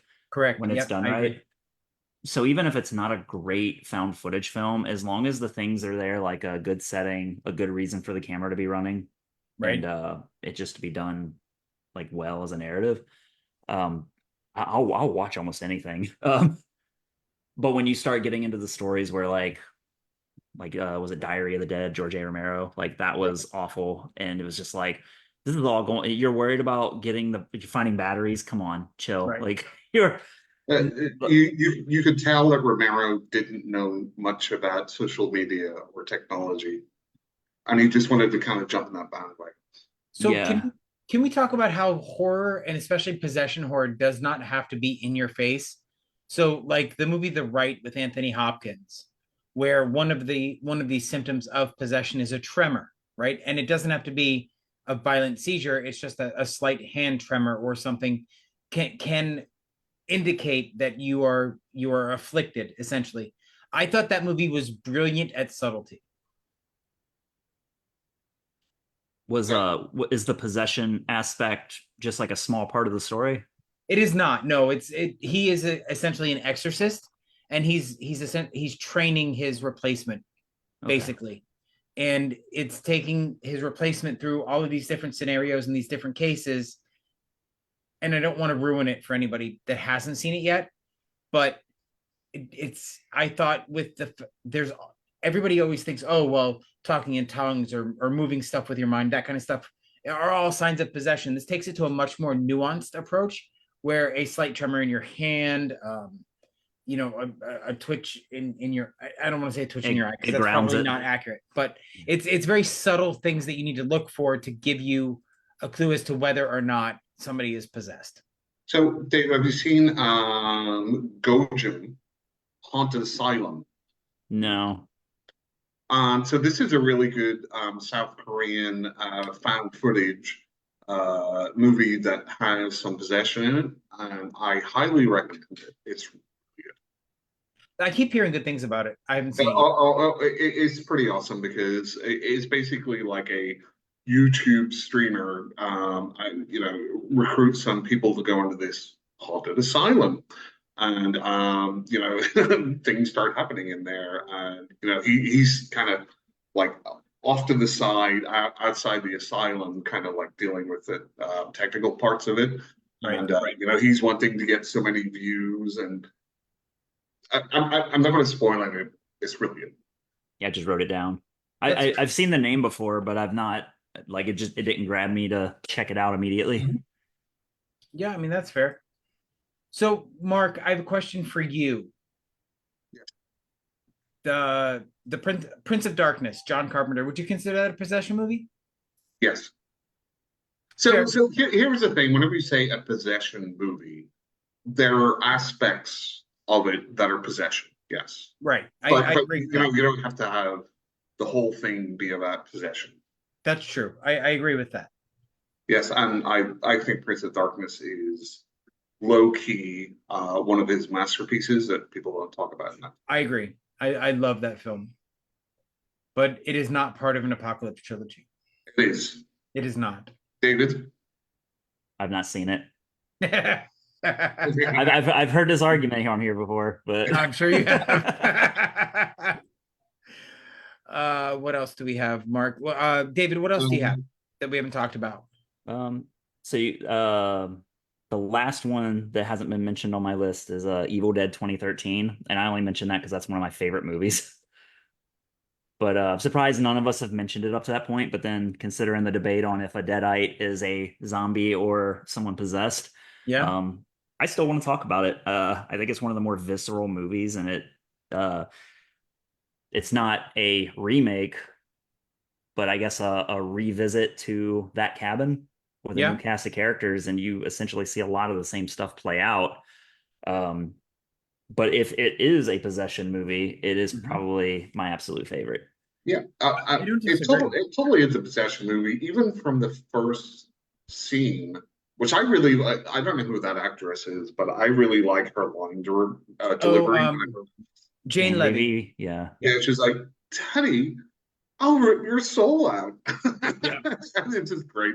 The movie itself, this is a Fede Alvarez bugbear of mine. I don't think he writes likable characters. That's true. But it is um, super well directed, lit, and I love that it goes really, really hard into the gore. Yeah. Especially the guy that opens the book and he deserves it, so he gets most of it.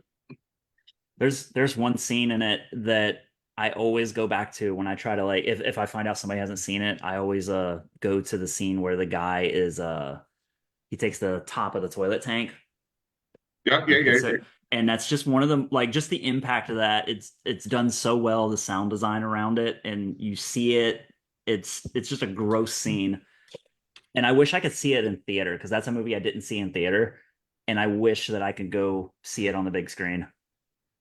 Yeah, and I always think that, in horror movies, generally it's the more relatable injuries or the more cringy, right? Yeah. Like in The Thing, like all the stuff that happens in The Thing, the cringiest part in that is them like cutting their thumb with a scalpel because it's yeah. relatable. So it's like, Yeah. ooh. Yeah, I agree with that. That's fair. Mark, what do you have? Here's another kind of low-key one that is very 90s, but I kind of like the message in it, and it's Stigmata. But that's not a possession film. That's a religious horror. What is she being possessed by? She's being possessed by that old priest. That's the whole point. Oh She's shit, that's right. Oh my god, I haven't seen it in forever. You're absolutely right. Thank She you. gets taken over by that old priest. Mark, I mean, this is not going to happen very often, but you're right. Could somebody please take this, like, not screen capture or whatever? Here's another one. You talk about 90s possession movies. Yes. Nobody can, like, even Jin can say that it's not the best possession movie ever made. I can't say that it is the best possession movie. No. Which one? It is my favorite. Fuck you to the Catholic Church. No. I'm not talking about Stigmata. I'm talking about another 90s movie. Oh, I'm sorry. Go ahead then. Sorry. And it is the Arnold Schwarzenegger vehicle. Oh my God! Shut up, Mark. Shut up. It had a banging soundtrack, though. It did. And Gabriel Byrne is a great actor. Like, he plays a great villain. But that movie is straight dog shit. What do you mean? It's Jim, Arnold Schwarzenegger punches the devil in the fucking face. If that isn't a great movie, yeah, but in that oh god, what was that Seth Rogen movie where you see the giant devil dome? I mean, is it This Is the End? Thank you. I couldn't remember it off the top of my head. But that that doesn't make it a great film. It just makes it a thing that happens in the movie. Well, you're wrong. Or when Satan pisses and it lights on fire, like. Okay, so I have to bring up something that Ryan just said, and this does actually play into the possession trope, right? One of my favorite soundtracks ever is the Blair Witch 2 Book of Shadows. Yeah. And it does play into the possession trope, but he said that everything is second to the soundtrack of The Lost Boys, and I have to say, Ryan, you're wrong. Yeah. So I just watched The Lost Boys for the first time in my life a few weeks ago. Yeah. Wow. Yeah. I read a book from another indie author, Brianna Morgan. She wrote a book called Mouthful of Ashes, and it's kind of like I don't know if I can call it a retelling, but you can tell it's heavily influenced by just that setting and that aesthetic and those types of characters. But she added a queer spin to it and turned it into her own thing. Right. And I thought it was done very well. I think I prefer that book to the movie, but I feel like also the movie is so beloved, and I might have just seen it too late in my life and too far into watching different things. Right. I thought it was okay. Mm-hmm. But man, I wish I would have seen it when I was younger, because I feel like I would have the same affinity for it. That's fair. I mean, a lot of regardless of what Mark thinks, a lot of our opinions, especially about movies from when we were younger, have to do with nostalgia, not necessarily the quality of the content, right? Mm-hmm. Oh, sorry, Jim. Say that one more time. What, Mark? Say that one more time. Say what? Just what you said. What did I say? You just said that nostalgia plays a lot into how people rate a movie, That is not what I despite it. said at all. Okay, then repeat what you just said. I said a lot of how we feel about a movie that we saw Mhm. when we were younger has to do with nostalgia based on over the actual substance of the content, So whenever you say feel about a movie, you mean how much you like it. or how much you don't like it. Right. Can you name some of your nostalgic horror movies that you hated That I while growing? hated. Yeah, that growing up. Yeah. I honestly can't because I don't remember. Yeah, a lot of exactly. You don't know. movies. Anyway, moving along. The 1974 Italian shocker called Beyond the Door. Haven't seen it. Either of you seen it? No. Never heard of it. So this movie is pretty famous because Universal Studios or Fox or whoever owns The Exorcist sued them because they said you're just copying The Exorcist. And while there's definitely a lot of The Exorcist in the ending, it's actually more a copy of Rosemary's Baby. However, it's still a really, really fun, enjoyable movie. And I really recommend it. Not if it's based on Rosemary's Baby, it's not, because that movie's boring as shit. They kind of have, I'm not going to go into it, but there's the Rosemary's Baby part, and then there's like a blatant Exorcist part. Okay. And the lead actress is Juliette Mills, who is daughter of John Mills. Who? Yeah, or John Mills. He's a very famous actor. Am I supposed to know who that is? Because he's older, Okay. or he was older. So another movie that was part of our lifetime that I enjoyed was Pray for the Devil. I thought that was really well done. It's not, there's nothing new or exciting in it, but I thought it was really well done. What was the one that ended with "Go to this website"? I don't know. Maybe somebody in the chat knows. Does anybody in the chat, anybody watching the Facebook Live know what possession movie ends with "Go to this website"? I'll have to Google it. I have no idea. Possession and with web. It's like, hey, if you want to know more, go to this website. Yeah, no.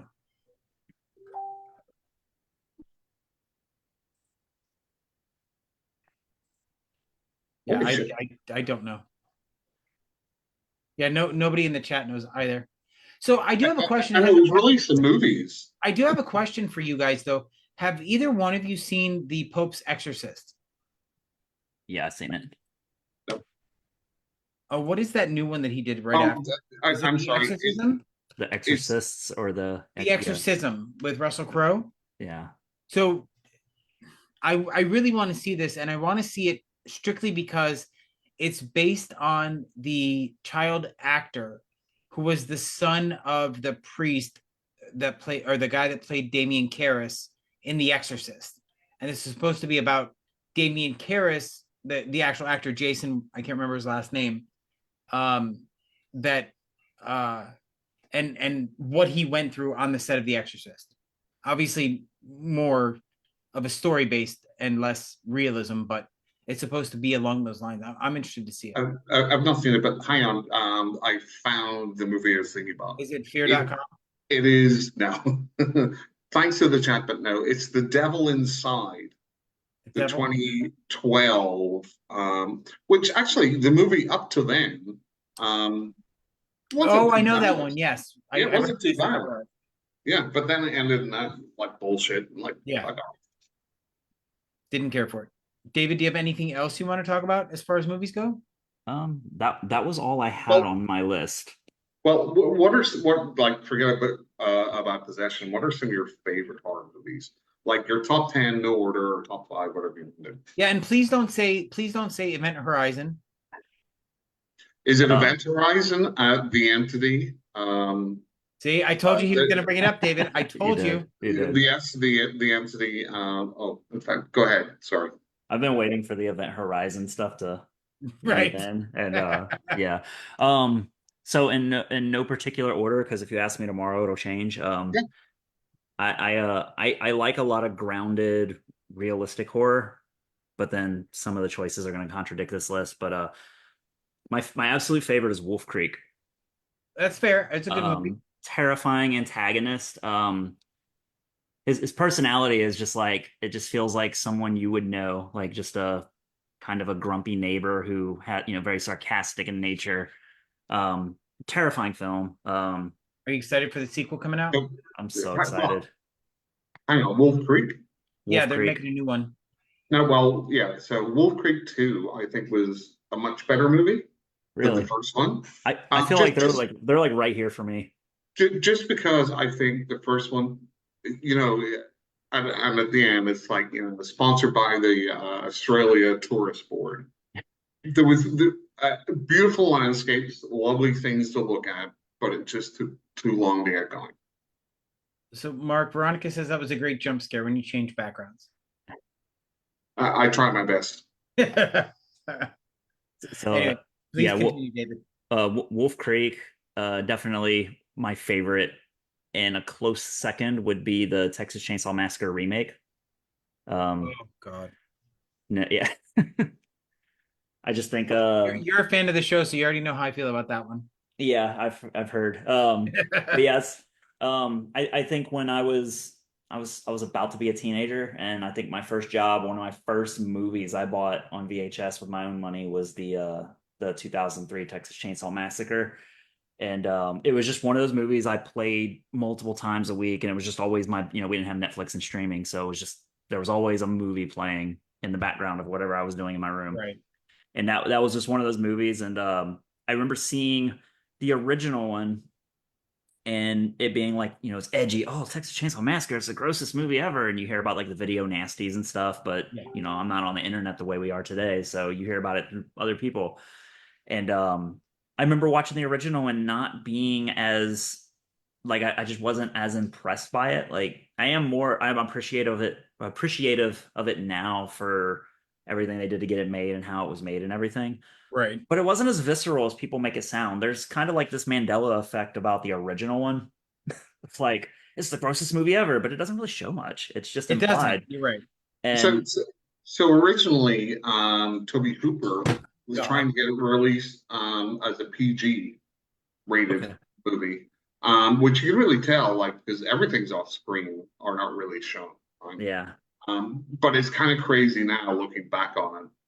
Even though, the 70s were a bit more of the Wild West as far as ratings go, that he's still trying to do that. Yeah.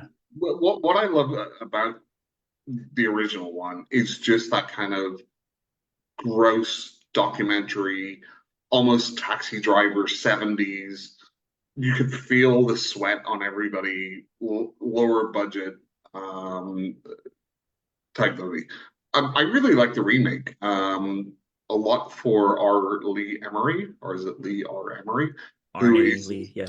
yeah, who's just fantastic and everything. He his cadence influenced a little bit of my main villain in Devils that Pray. Hmm.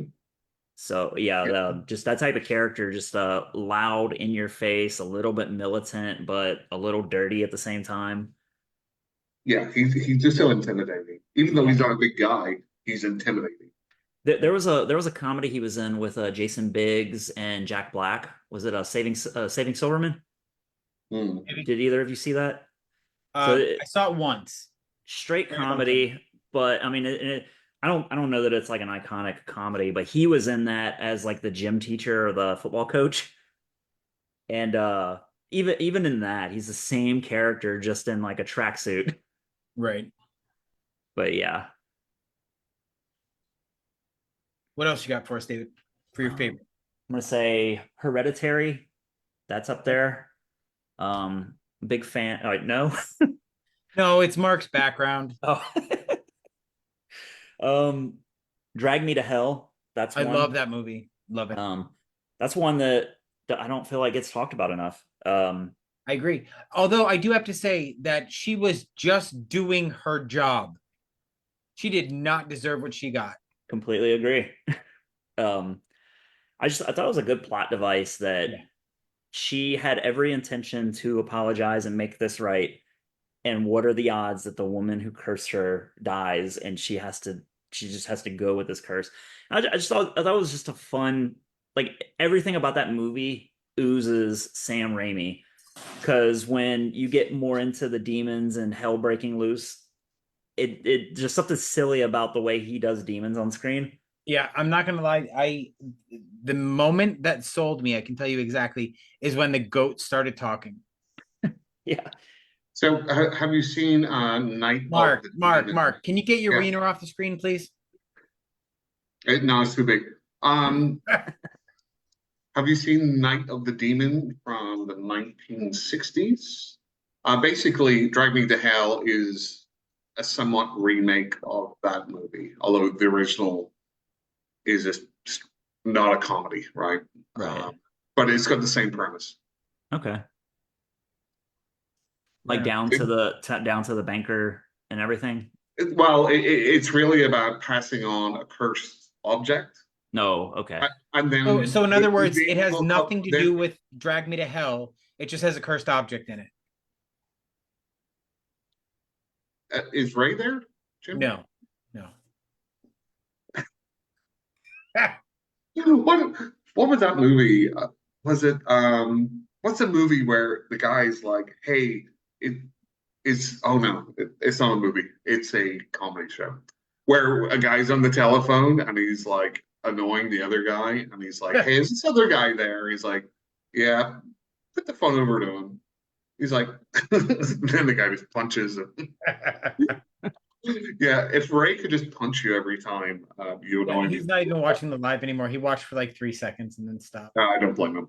Uh, anyway, Night of the Demon, highly recommend. Fair enough. Jim? We're gonna finish David's list first. Okay. I don't have the list on hand. But let's see. I'm just kind of pulling movies out now. Barbarian is another one. That was for you, just so you know.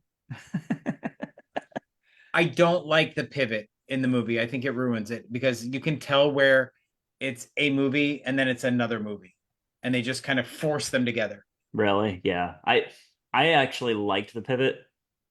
It kind of it felt like an old school like Tales from the Crypt kind of thing, but they just brought it to screen and there was just a good through line for both of them.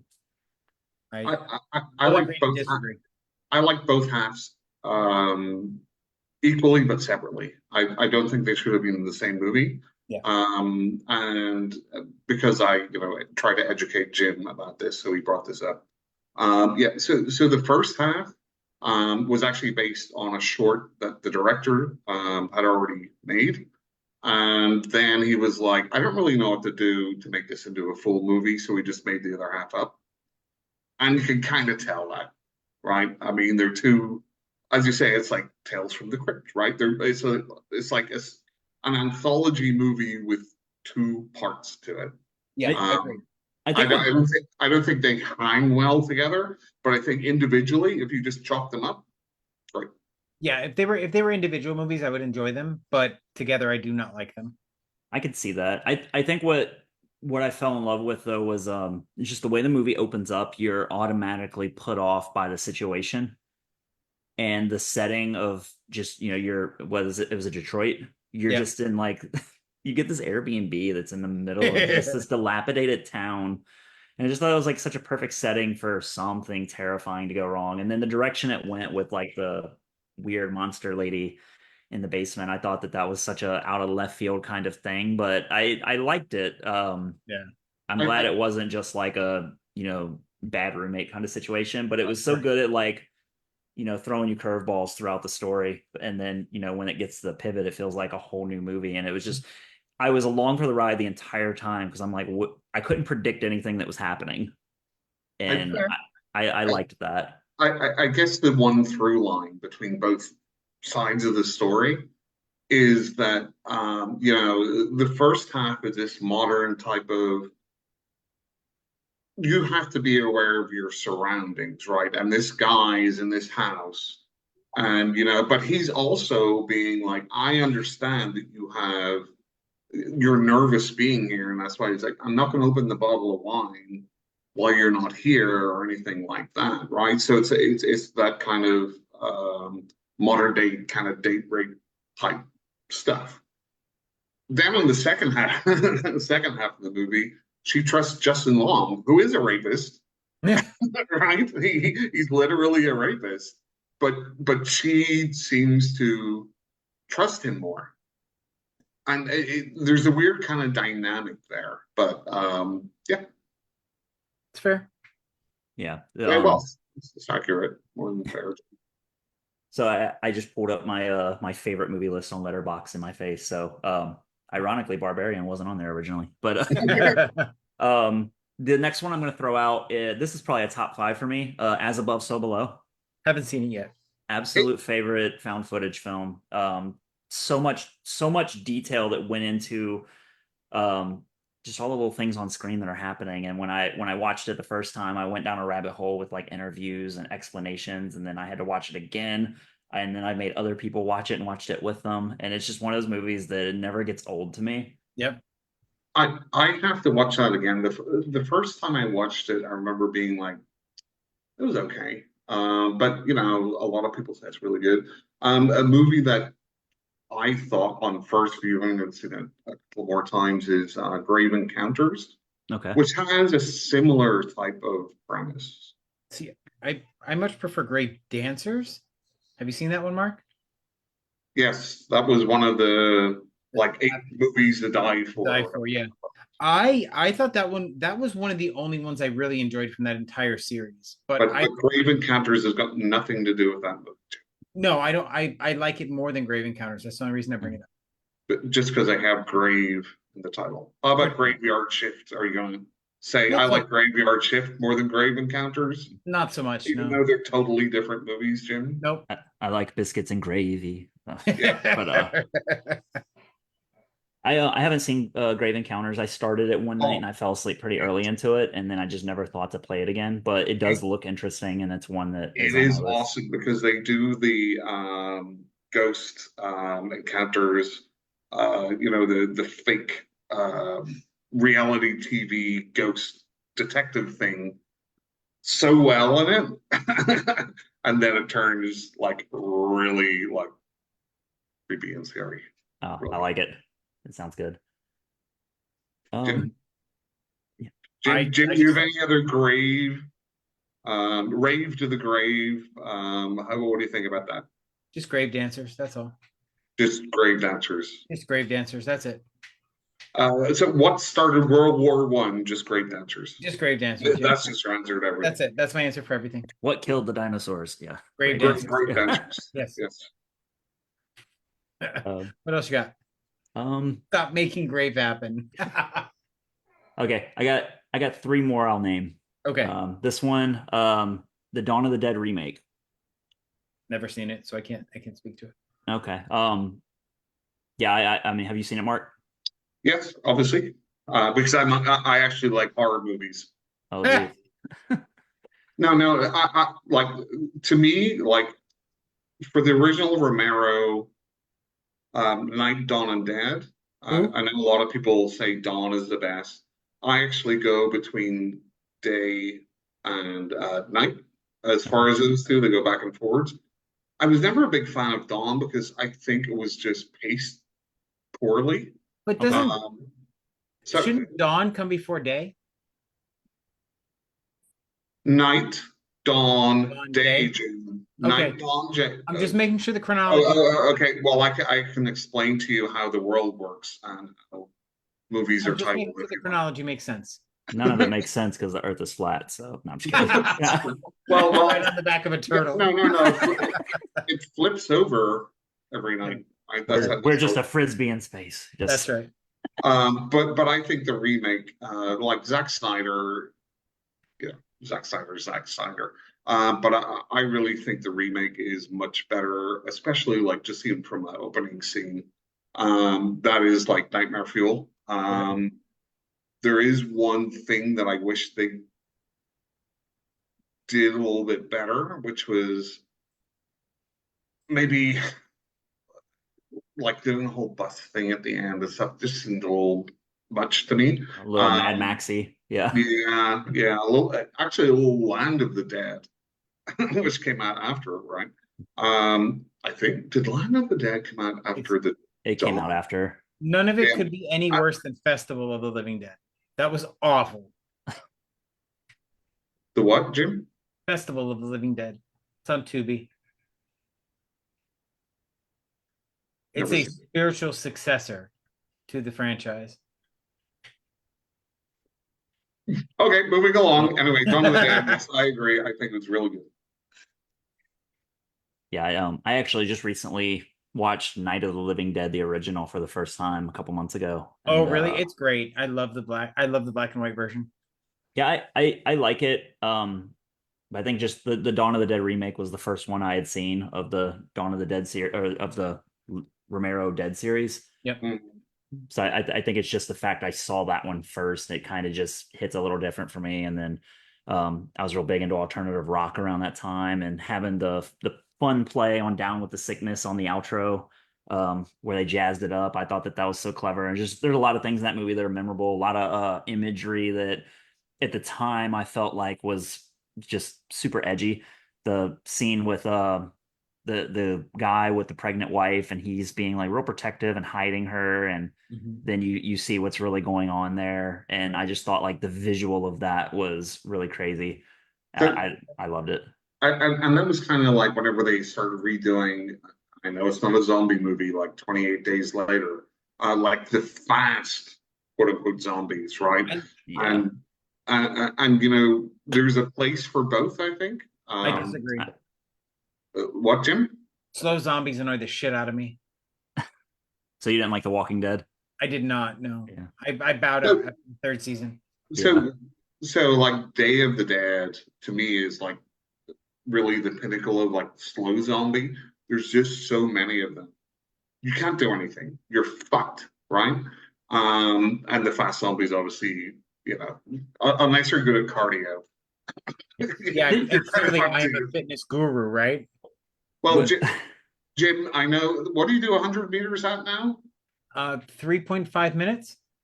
And that's in your car. Yeah. Okay, I'll be back in a second. Yeah, no problem. Have you seen Black Summer? I have not. So I've not even heard of that one. So it's a series, but it's really quick to tear through. It's 2 seasons on Netflix. Okay. It's got an interesting film style, but I think it's a spinoff from Z Nation, which I didn't watch Z Nation, but I saw 3 seasons of Z Nation and then caught some here and there. okay. So Black Summer is in that world.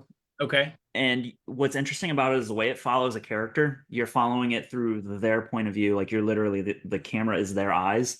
Oh, And it's such a fast-paced, as it's happening kind of story. right. And the zombies in it are just high octane, always coming at you, always around the corner, chasing you. And what the show does that's really interesting is it follows a handful of characters, but never at the same time. So the camera does these creative transitions where it whips, and then suddenly you're in someone else's scene.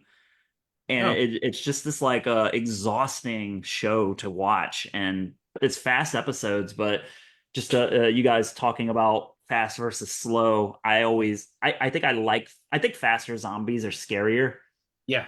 Absolutely, because you can get out of the way of a slower zombie. Yeah, it just seems like there's more brain activity with a faster one. Yeah. I don't like when zombies can like climb and stuff though. Like I just feel like, okay, like are you really a zombie at that point? I got rid of Paul Rubens. Yeah, I agree. So have you seen The Sadness yet? Yeah, recently. Yeah, a few months ago. I just watched that a few weeks ago, and that, like, I've been in a slump, right, where I haven't really enjoyed a whole lot of horror movies, and I haven't enjoyed a whole lot of books because they've been tame, right? And then I saw The Sadness, and that was freaking amazing. Yeah, everything I needed it to be. It was visceral, it was gory, it was bloody, and it was fucking violent, and I loved it all. Yeah, I loved it too, and I feel like if I could find books that have that level of grossness but also maintain a story on the same level, Uh-huh. I feel like that balance, I think I Yeah. would probably be more into exploring splatterpunk and stuff. Yeah. Um I just don't know where to start. Broth House by Robert Essig. Okay, you'll have to remind me that. I'll I put it on will. my I'll send you a Goodreads. message. That it so Broth House with Robert Essig is about a chef that opens a soup kitchen, Okay. but everybody says that the soup is 5 star. Like it should be. He should be opening. He should be running a world class restaurant. That's all I'm gonna say, because it's fantastic. So the soup is made of people. Not gonna. I'm not. No, Not don't tell going me. into it. Don't tell me. Yeah. No, I, it's my Goodreads list and my wish list on Amazon and Yeah, eventually get it's to it. fantastic. I absolutely, that is one of my favorite Essig books that I've read so far, and I've only read 2 or 3, but I Okay. need to read more. So Um, I have a handful of extreme horror on my shelf right now, but it's one of those things where what I've read, I think I need to have like a palate cleanser in between some yeah, of these. absolutely. Um, just because like too much too soon, it's kind of like, all right, it's either I'm bored or just not like, I don't Right. know. And I need more narrative. that's exactly what I used DIY Exorcism for. It was a palate cleanser for me after I read I think it was The Dark Side of Hell. It was not too Okay. long after I read that. So I just ripped through the whole thing. Oh, good. Yeah. That's exactly what I needed at that moment, was just to get that grossness off of my palate. Perfect timing. Yeah. Yeah. I have a Am I Beautiful by John Athan. Uh-huh. It just the cover grabbed me. And then I have Gone to See the Riverman by Christopher Triana. Everyone, that's just one of the most popular books. And then So, Playground by Aaron Beauregard. Those are on my shelf, and they've been on my shelf for a while. yep. I just need to make it a point to get to them. I have a love-hate relationship with Christopher Triana. I want to love his books so bad. Ex Boogeyman didn't do it for me. It got caught up too much in the nostalgia, and the story suffered from it. Okay. And because it really was his homage to 80s slashers, and it was just too much in my opinion. So I just bought the audio book of The Old Lady, which I hear is fantastic. So I'm looking Oh, forward to that. nice. And Duncan Ralston, he just had covers remade for re-releases for Yep. a few of his books, and one of them was The Midwives, and that's one that's been on my wish list for a long time. Okay. But as I mentioned, I read Womb, and I'm kind of like, I don't know that I'm ready to jump back into that type of book. But Midwives seems more like it seems like there's more of a through line story to it. So I will give you another suggestion: The Troop by Nick Cutter. I read it. That was fantastic, and that gets What a little gruesome. do you consider that extreme? It dips Is its it toes. okay? It's not full blown extreme, but it gets close. Because I read it and I didn't feel like it was that bad. Yeah. And so it like I guess I'm still trying to find out where's my line with reading in terms of like extreme, because I also read The Deep and I loved that, but I think The Troop The has a Deep was little bit great. more. Yeah, The Troop definitely has more scenes they go it there. does. Yep. Another What's one, hang another on. recommendation is Ride by Erica Summers and H.M. Walls. It goes a little bit harder than the Troop does. Okay, you said it was Ride or Rive Writhe, Writhe. by Erica Summers. Hey JJ, how are you, buddy? What were you saying, Mark? No, I was going to ask David, as far as like movies, what do you consider the most extreme horror movie you've seen? And did you like it? Most extreme. I have to think about that one. I know like what like in terms of like ones I did like, Hostel is one that I always think about. Just tonally, the movie starts off party and color and then turns into dark, dreary, and just violent, and it's like it feels like random violence with no purpose until you find out the purpose, and then it's just absolutely terrifying of like just the system that these people have running. Right. I love that. Obviously the Saw movies, but at some point those start to just feel like torture porn. With I feel like after the third Saw, it was all just like on. It was just like here's the next creative thing, and then Yep. they're just answering questions that no one cared to ask at that I, point. Yep. I agree and disagree. Okay, I think the more the Saw movies went on, the more it became a soap opera. Okay, I can see that. Yeah. Fair. I swear I remember, they came out every Halloween, and it's almost like you have to watch the movie before on DVD before you watch the next one because it was so complicated with so many characters in it, and it's just like That's what I who's mean. screwing who over and what's going on now and who's Yeah. where. That's what I mean is it feels like every time I watch it, I remember, okay, I like this and I like what I'm seeing, but they're answering questions that are blowing my mind that I never even cared to Yep. ask. Like Right. I don't know what to do with this information after because like it is a lot and it's hard to keep up with, and I don't I really have any interest in going and see. watching all of the Saw movies again. I haven't seen anything since Saw 3. So, Okay. so I think what happened with the Saw franchise, right, is that Tobin Bell, they cast him in the first, and then by the third one, they're like, okay, we're going to kill him off here, and then they're like, wow, this is making a lot of money still. How can we keep on making these movies? Oh, we're going to have like a bunch of his acolytes who Right. may or may not have been in the past ones suddenly come and say, "Oh no, we're like it's Saw acolytes," and like, okay, a lot of that doesn't make sense. And then they just add more. Then his wife comes into it, and blah, blah, blah. Yeah, and It's too much. it got messy. Honestly, I like all the Saw movies for that because it's Yeah. kind of funny to me.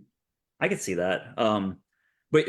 So your question, when you walked away a minute ago, Jim had brought up the sadness. Yes. Oh yeah, great. That was a pretty rough movie to watch if Yep. you're not like I didn't know what I was getting into going into it. I put it off for a couple years because it's like, oh, I gotta read. Like I didn't want to read That's fair. subtitles, so it's like I really have to get in the mood to do like right now, Exuma is the one on Shutter that everyone's talking about, and I Yeah. haven't heard anything bad about it, but like I just haven't started it yet for the same reason. But I started it, but I haven't finished it yet.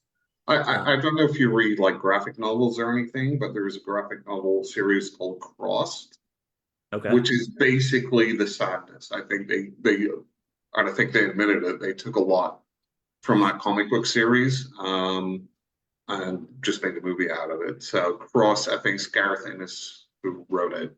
So the guy who did Preacher and the Boys. Yeah. I So what? mean, I was love Preacher. Preacher was amazing. Yeah, I love it too. It sucks that not enough people. I feel like not enough people got to see that, or Yeah. it just didn't grab people because it's such an off the wall premise, but it's It so is. genius. I read the comic books because I was a Garth Ennis fan. I started with Wolverine Origins and Punisher Max years ago. Yeah. And then I didn't read The Boys, but I did read Preacher and loved it. And when I heard like Seth Rogen's attached, I was curious. Yeah. And then I just loved it. The show stuck pretty close to the comics for the most part too.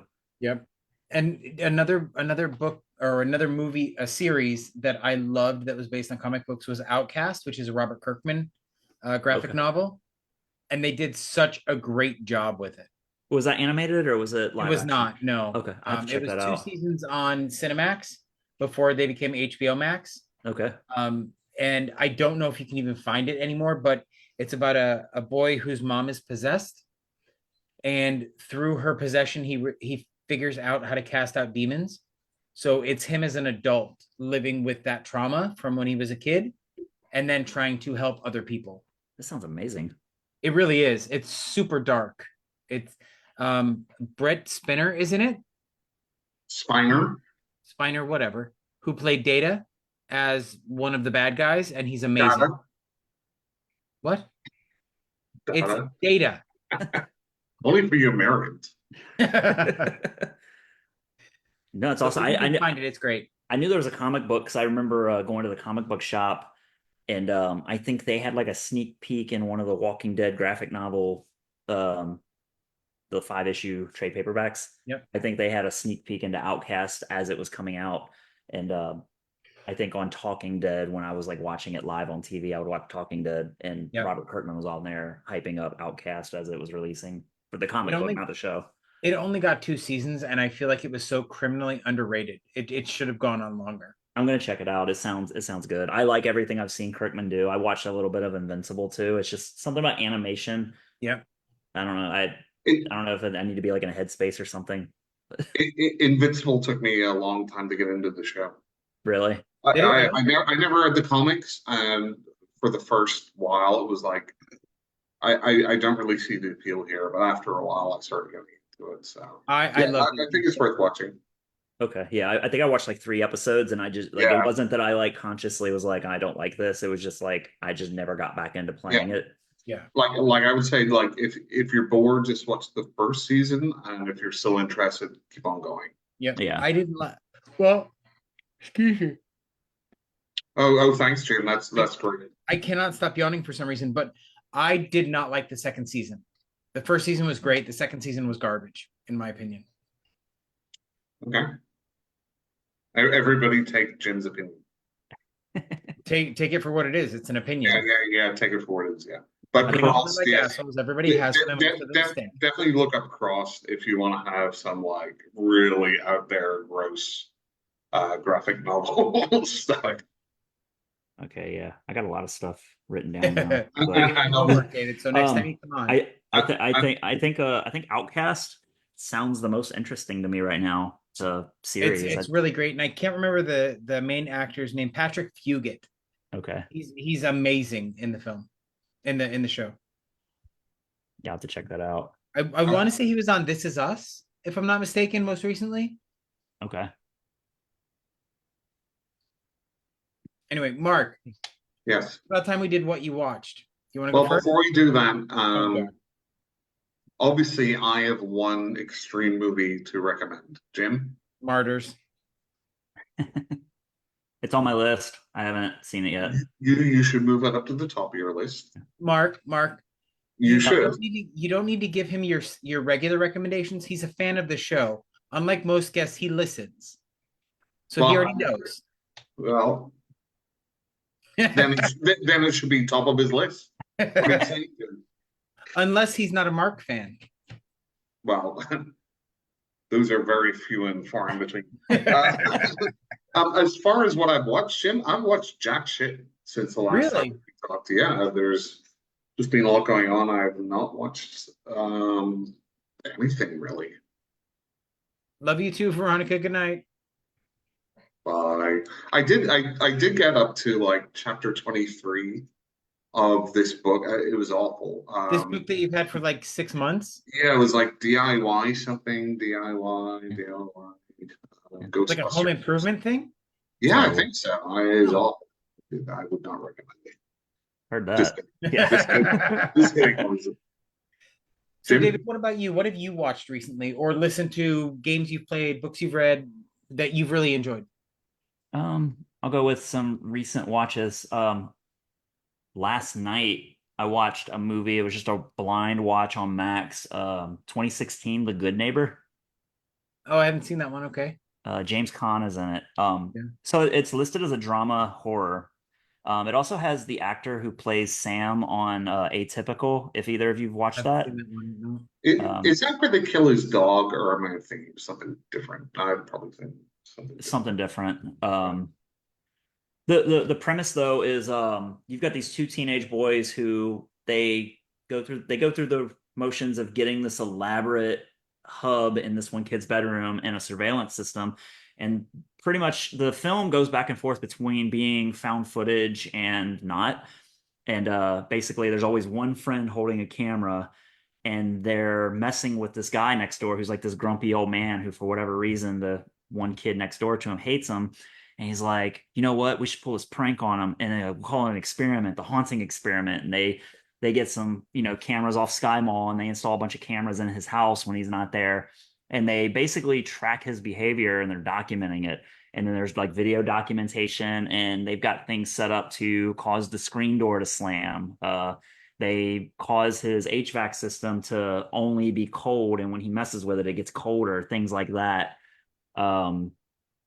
But the movie was really messed up, just the way they go through the story, and I didn't know what to expect about it, and I was surprised. I gave it 4 out of 5 stars. I really enjoyed it. Interesting. Yeah. Anything else? Hellhole. Haven't heard of that one. That one's on Shudder. Shudder. Yeah, the people who did the Addams Family, they did Hellbender, and Hellbender I've seen. yeah, same tone kind of. They do a lot with music and fast paced, and the thing that I like about the movie is the concepts are fun, the practical effects are pretty cool. but they do a lot of stuff with music and the pacing, and then just some of the way some of the ways they do the camera transitions, it makes it feel like it's not trying to be a horror movie also, but they don't really commit to a direction.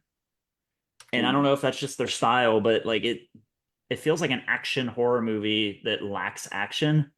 Okay. But I think it's like the camera and the way I don't know. Have either of you seen Hellhole? I have Mark? not. No. No. No, I've 'Cause- seen I've seen it on Shutter, but I clicked on it. Yeah, it was okay. It's worth checking out, but maybe not stopping what you're doing to check it out. Right. Um, I watched let's see. I watched The Demon Disorder. That's a newer one. Right. I meant to put that on the other day, and I haven't seen it yet. I haven't had a chance to watch it yet. I get 2.5 stars. It has some really cool effects, decent plot. I don't know. It's not one I'm gonna hype up. Yeah, that's fair. And then Behind the Mask: The Rise of Leslie Vernon. That's a Oh, 2006 film. Mark loves it. I still have not seen it. I never heard of it until I was watching the Horror Greatest documentary on Shudder, Yep. Mhm. and they were talking about tropes. Yep. And they mentioned this movie as it's just a found footage documentary style where they subvert slasher tropes. Right. It's better than Scream as far as that goes for me. I Sure. I loved it because I feel like the movie knew what it was. Yep. It didn't go for jokes. It just had it had a character that they were following who was essentially a serial killer, and he's answering questions that the interviewer is not really asking. And he's just like, yeah, I got to really keep my cardio up, man. Because if I need people to think that I'm just walking and being scary, like I got to be able to get where I'm going fast. And he's like kickboxing and exhausted while they're interviewing him and stuff. And he's talking about all the prep work that goes into like sabotaging the house for his big moments. Right. And but it's not done tongue in cheek. It's done like he's committed very seriously to it, and there's just something funny about that. And like the film just takes itself very seriously in a way that makes it kind of funny, but it's such a brilliant and original thing. And I'm surprised I've never heard of it. So I've got a recommendation for you. Okay. It's a film called Man Bites Dog. Have you heard of that? No. It's a Belgian movie, and it's almost got the same premise. Okay. Except there's a film crew that are making a documentary around an actual kind of like real life serial killer, not like a Jason or whatever, which is Okay. kind of what they're trying to do. But as the movie goes on, they start to get more implicated in what he's doing. Yeah, it's really good. Okay. I just It's, wrote it it's one down. of the earlier mockumentary horror movies. Okay. Yeah. But yeah, that Leslie Vernon movie, I was Oh, just like, I saw they made a sequel to it too. did they? I Yeah. don't think they did. It Did came they? out like 4 years later. Yeah. I haven't seen that. It was the return of Leslie Vernon or something like that. So I'm very interested to see what that's about. Um, Here's one thing, like the main guy, the Leslie Vernon guy, he really reminds me of Jim Carrey Really? now. Yeah. Like just the way he gets His off. his energy, I can see that. Yeah. Yeah. And then the probably the best movie that I've seen recently, Strange Darling. Haven't seen it yet, but I've Yeah, heard nothing yeah. but amazing things about it. Do not spoil it. I meant to go see it the other week, but just I'm not gonna spoil it, but I will say this is one of those movies that I feel like should be seen in theater. And it's one of those movies that you're gonna watch for the first time you watch it, that's the best that the movie will be probably. Because once you know what's going on, right. like that's it. Like I can't imagine the rewatch.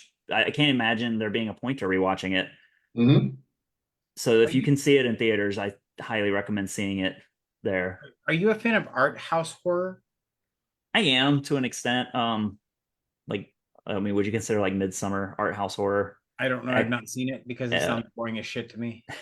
I don't see Midsummer as art house. No. So I would so there's a movie from 2015 called Darling with Sean Young, and it is basically a woman is house sitting and she goes absolutely insane. Okay. And if you it's shot all in black and white and it's done really, really well. So if you like art house horror, I always recommend it to everybody. Okay, yeah. It's one I I would check out. recommend Lars von Trier's Antichrist. Haven't seen it. I haven't seen it. It's It's something. it goes there. I don't know. David, Go ahead, Lori wants to know if you've read Stephen Graham Jones' Indian Lake trilogy. No, I haven't read Stephen Graham Jones at all, but The Only Good Indians is one that's on my list, but I wanted to get That's part of that trilogy. Yeah, I didn't know it was part of a trilogy either. So is that the first book? I hope it is. But I don't know, to be honest. I haven't read it yet, but I know it's part of that trilogy. I think it's Return to Indian Lake, or Indian Lake, I think is the third one. Only Good Indians, and there's one. I was a Angel Lake or something like that, or I don't remember. I don't remember I almost want to say I was a teenage slasher, but I know that's not it. I just know that book is on my wish list.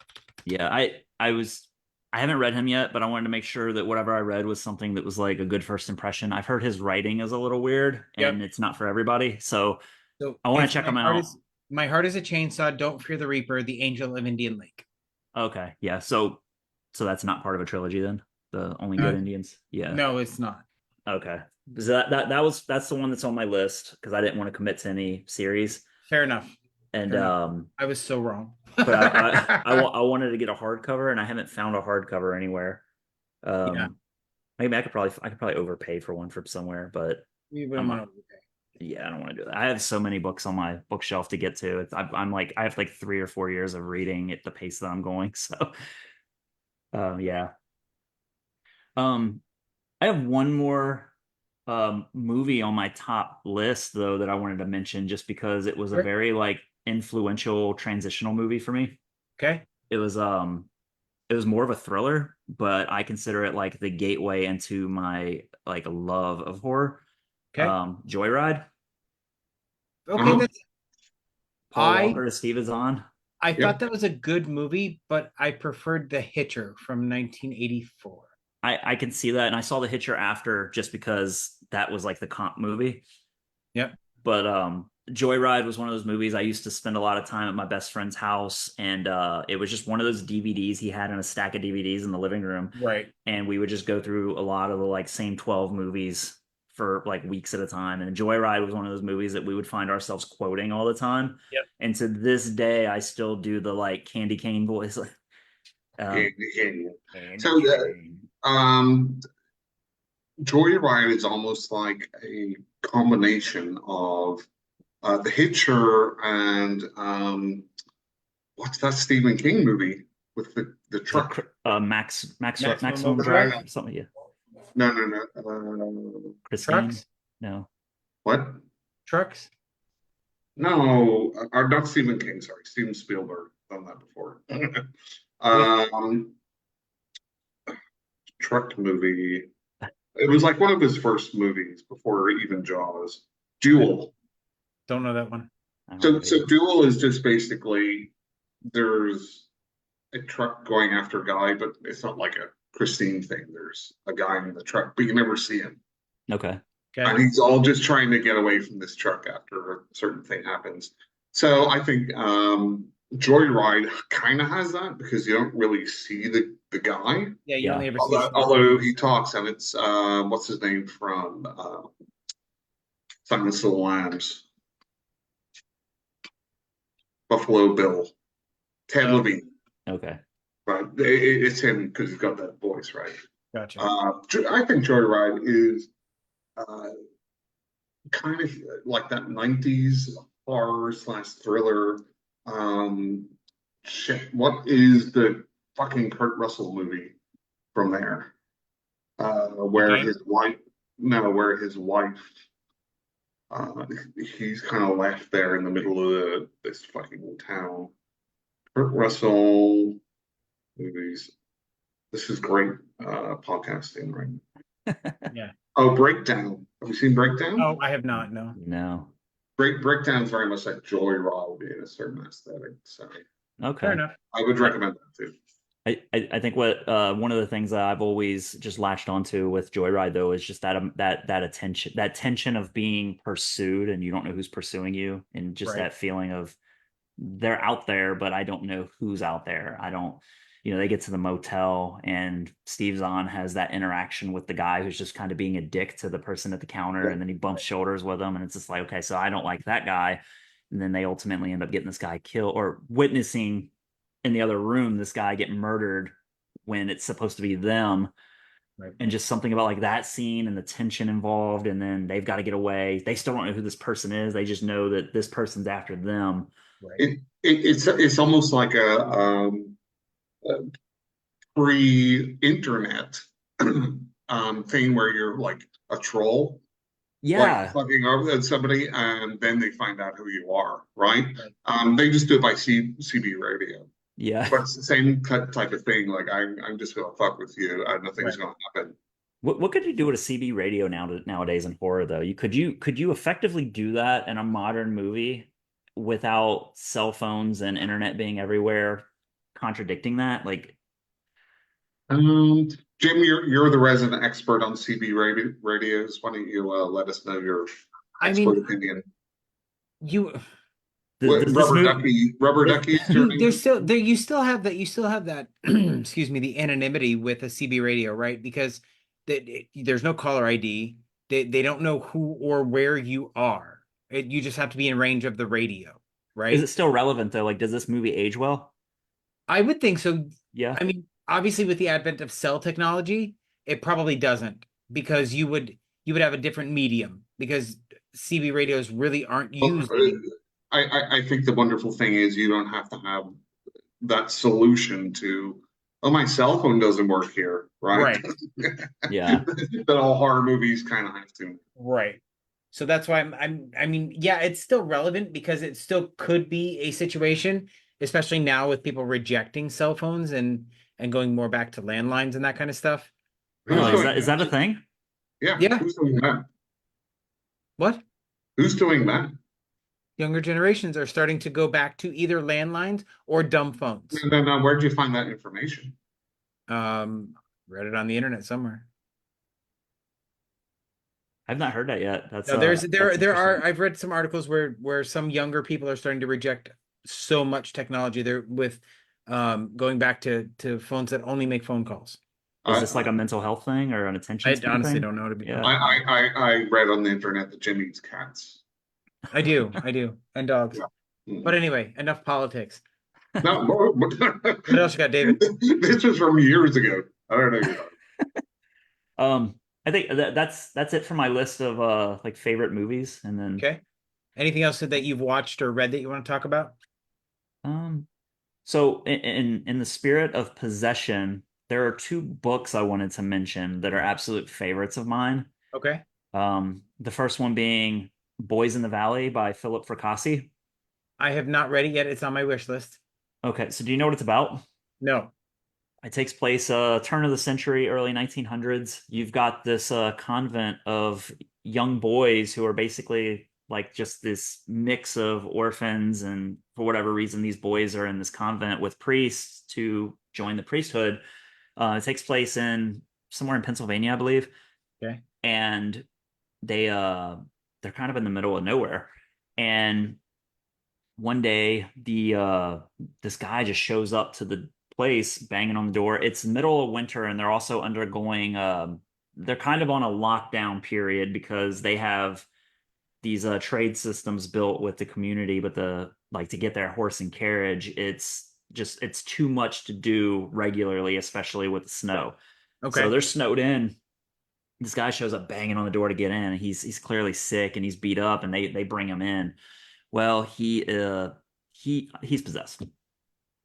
And basically the book does very well of setting the scene of you've got this isolated setting, they're Hmm. snowed in, and now you've got this stranger who shows up with an affliction that they have to figure out what to do with, Right. and things just go on the rails and they go off the rails in a hurry. And the writing is done so well. This is one of those books though, when I've talked to people about it who have read it, it seems like people either really love it or just didn't get into it. Right. I absolutely loved it. There were a few really perfectly written scenes that just if you could do a jump scare in a book, there's definitely one in there that I can talk about if you read it. Okay. You'll probably know exactly what it is if you read it too. But Probably. yeah, an incredible book about possession. Fair enough. What was the other Um, one? the other one is probably my all-time favorite book by Paul Tremblay, A Head Full of Ghosts. I love that book. Yeah, it's absolute favorite. And then I'm really excited because Robert Downey Jr. bought the rights to produce it as a Did movie. he really? Oh, it's about time. That can be done so well. It's about to be a banger. I just know it. I can't believe. And I can't. I want more people to read that book. Mm-hmm. It seems like Paul Tremblay is a really divisive author, though. Like he has like a particular voice, and it's a voice I love. He Fair. just Yeah, I'll give you that. he's not afraid to put a little personality in his writing, like not just No. in dialogue, but just like in how he's telling the story. He Right. is making like little like snarky remarks in between, and I don't think it takes away from the story, but Yeah.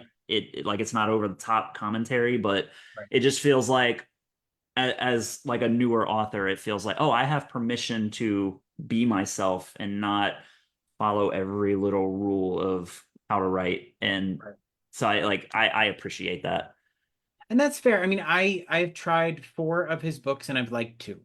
Okay. I love Head Full of Ghosts and I love The Disappearance of Devil's Rock. Okay. Those are my 2 favorite. I also read Cabin at the End of the World. I did not like it. And I forget what the 4th book was that I read. I haven't checked out Horror Story yet. I want to, but I haven't yet. Um, That's next up but for me. it I don't know. I don't feel like I connect with his voice at all. Really. But what he does, I really love. Wait, Brahm has a new book coming out. Are you kidding me? The Evil Inside. Evil in Me by Evil in Me. Brahm. Yeah. I've read everything Brahm has written so far that I've been able to find. Krampus, the Child Thief, Old Slew Gods, Slewfoot. Slewfoot. I Yeah. love them all. Okay. I haven't read any of his stuff, but I love that he does like his own art and everything. His Yeah. books look beautiful. Yeah. Old Gods was the first one I read, and still to this day is my favorite. Okay. Because I used to be a big mythology nerd, and I love the worlds that he built. Um, but the Evil in Me, I'm excited. She said it's a possession story, so I'm interested to see what he does with that. Well, that's exciting. It That is. might be the first one I read by him then. I'm excited. Even Slewfoot is a historical book about witchcraft, but and not a whole lot happens in it. A lot of it is more about the evil that people do to each other. Okay. And I love that voice, right? Because I think people are probably the scariest thing in the world, right? Because Unpredictable. we will always do worse to each other than any monster will ever do, Mm. in my opinion. Well, monsters aren't real, Jim, so Shut that's up, a Mark. fairly good opinion. What else did you want to talk about, David? That I think that's all I got on my list. Okay. That's all that's on my mind. I got really into Bizarro this week, Mark. Bizarro horror. And the first book I read was Finger Bang Fang Fuck by Seamus Belial. Is there buttery popcorn fingers in that? No, but there is a man that has a forearm as a penis instead of a penis. And then there's a woman that has a wolf head instead of a vagina. That's interesting. It is the most absurd, ridiculous, gross story I've ever read in my life. And I loved every minute of it. I gotta look up the name of the second story that I read by him. Oh, it was a Krampus inspired story, but it's a little bit different, right? It's a short story by him, and Krampus, this family is falling on hard times, right? And the father decides he needs a new TV. So they're gonna tell everybody that Krampus stole all of their gifts because they don't have the money because they bought the new TV. So Krampus comes to give the kids retribution. Oh, It's great. It was absolutely awesome. I loved it. I have to get the proper name of it because for whatever reason Kindle would not accept it when I tried to send it to myself. Krampus Knocked is what it's called. I also read a short story that I appear in where I get killed by Stuart Bray, okay. which was amazing. I loved it. It's called Bray. I read Black Friday, Mark, where we both die. Mhm. We both bite the big one in that one. It was great. How do you And, guys? and I, How do I you, make I make the right choices in that, by the way. You make absolutely no right choices. No, I in that. do. So I you do. bite it I'm first. pragmatic, and You bite I'm it glad it first because you captures. cannot be patient and think through the situation. I don't believe in monsters, Jim. There's no does that monsters in that one. It's all humans. how does that make you Um, guys feel as just as readers and fans? How does that make you feel when you guys get included and stuff like that? it's so I feel so honored. Like to me, it's amazing. And anybody that's included me when they've asked for my permission, because I do know of two more works in progress that I'm going to show up in as part of the story. Okay. I only have two, well, actually just one caveat is my character should be gay. Okay. That's it. Other than that, you can do whatever else you want. I You don't mean care. happy? So Like happy, Jim, right? That's what you mean. No, Mark. No. if What that do you mean? with that being a caveat though, like so one thing is like I've never intentionally thought I need to write a gay character for inclusion or anything. But it's something I've thought about of if I did, how would I do it? And one thing is if you mention it, it needs to drive the story in some way, right? And I know earlier you had kind of mentioned liking when characters are interchangeable without the Yes. mention. So What is your way of like mentioning it without doing it, or do you just prefer it done in action? it doesn't have to be mentioned at all, right? Okay. Like if it comes up in the story, great. If it doesn't, it doesn't. I'll give you a for instance, like Black Friday with James Cain. When I told him that I just want my character to be gay, right? If the opportunity presents itself, I want him to identify, right? Okay. So he gave me the most glorious death scene where it has to be mentioned. Okay. And I don't want to ruin it for anybody, but there's a reason that you find out this character is gay. Okay. There's absolutely a reason. Death by feather boa. Yeah, that's it. And But it's fabulous. and he even said to me, he goes, you know what? There's actually a character I'm writing in this story, and him being gay would be much more impactful. And he was right. It makes sense. Otherwise, I don't really care. Like in the story Bray, I'm straight. Okay. You know, and I really don't care one way or the other. I have noticed a theme though that I'm not happy with when people include me in their stories. I'm kind of a dick. I'm usually pretty bossy and sometimes a little obnoxious. So you asked them to write you into it. I know. So feel free to write us into your next novel and have me kill Jim. Yeah. No, I really don't care about the character so much. Most of it, it's just please kill me in the most gruesome way possible. Okay. Yeah, I write a documentary about that too.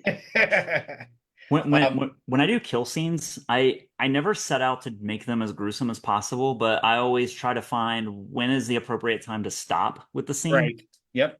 And I don't know if I need to change that mindset at some point. The story I'm writing right now, I think there's going to be a lot of opportunity to like go balls to the wall in some scenes, Right. but I also have to think of like the situation my character's in.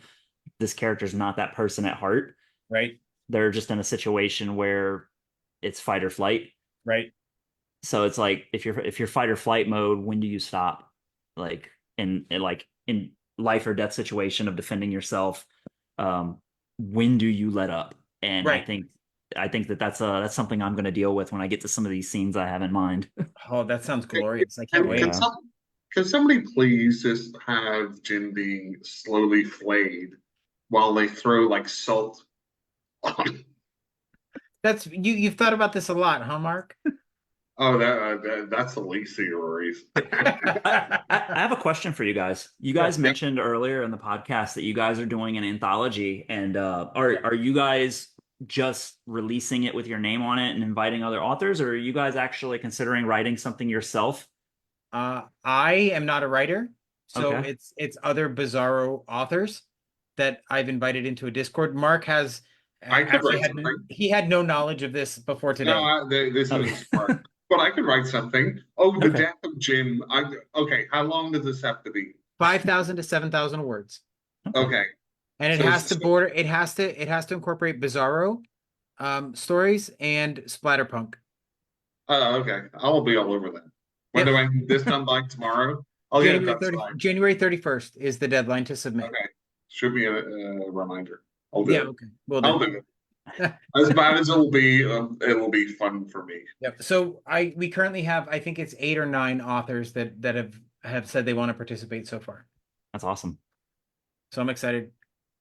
If you're interested in Bizarro or Splatterpunk, David, you're more than welcome. I'm interested in seeing the official. Is it like an invite only, or is there going to be like a submission calling? No, it's just a Discord that I set up. Okay, And then the I'm authors, curious to see more on the concept. I've only written one splatterpunk thing, and it was more of an experimental thing of like I did a splatterpunk erotica piece just to see if I could do it or how I felt about it. It's a 10,000 word story, or no, it's longer than that. But it's called Dick Nats, and it's about this guy who's just like the worst type of bachelor, yeah. and he's very irresponsible with women and dating apps, and he's just going from one pursuit to the next. Yep. And he gets the wrong one, and suddenly he's dealing with a case of dick rot. Yeah. But in conjunction with that, he has this increasing sex drive Oh, and equipment that will not allow him to perform. And in his pursuit of trying to find this person who plagued him, it goes some fun places. And I had a lot of fun with some of the descriptions, but then like by the end of it, it's like I don't know that I feel comfortable putting this out because number one, actually this is the only reason I would hate for this to be someone's first impression of my writing, yeah, that's fair. but I don't want to use a pen name. So, the book Finger Bang Fang Fuck, right? That is almost exactly what most people are thinking when they think about Bizarro and Splatterpunk together. Okay. It doesn't necessarily have to be erotica, which obviously that one is because it has to be given the story, but it's along those lines. It's absolutely bizarre because people's privates have been exchanged for many, many other things. And then it just gets so bloody and violent that So, it's so over the top. so thanks for the inspiration, Jim. I will add the erotica into my story You can, via maybe like a horse or something. I don't know. We'll see. whatever makes you happy, buddy. Well, not me. Well, you won't be happy either. I don't mind. I don't mind. But No, yeah, no, I'm sure you don't. What are some geek. animals that haven't been done sexually on book or screen? Like, what's something that would really like? Because you're talking Bizarro, you got to go weird. I feel like a horse has been done. I Yeah, feel like a horse, a donkey, none of that. in the Like boys I they would be recently explored octopus. That Right. was something they recently did. giraffe, Giraffe. Sperm whale. elephant. Haven't heard anything about that yet. We've A talked about sperm Hippopotamus. whale. I mean, it really does just a dolphins. That's sperm a whale. thing, Come on. but Yeah, I've heard about that. Seahorses could be interesting, right? A honey badger. honey badger don't give a shit. Yeah, right. Yeah. Exactly. So we're kind of running a little over here, but just before I forget, so we talked about possession. I don't want to Can I keep finish on going. what I've So, watched? no. So let okay, go ahead. No, it's fine. Finish. Come on. No. I'm being Zan. Come on, go ahead. So no, the only other thing that I watched, so I talked about the 2 books. I'm also in the middle of, hold on a minute. I gotta pull it up. A donkey and a horse. Extreme Bizarro, is the story the anthology I'm in the middle of.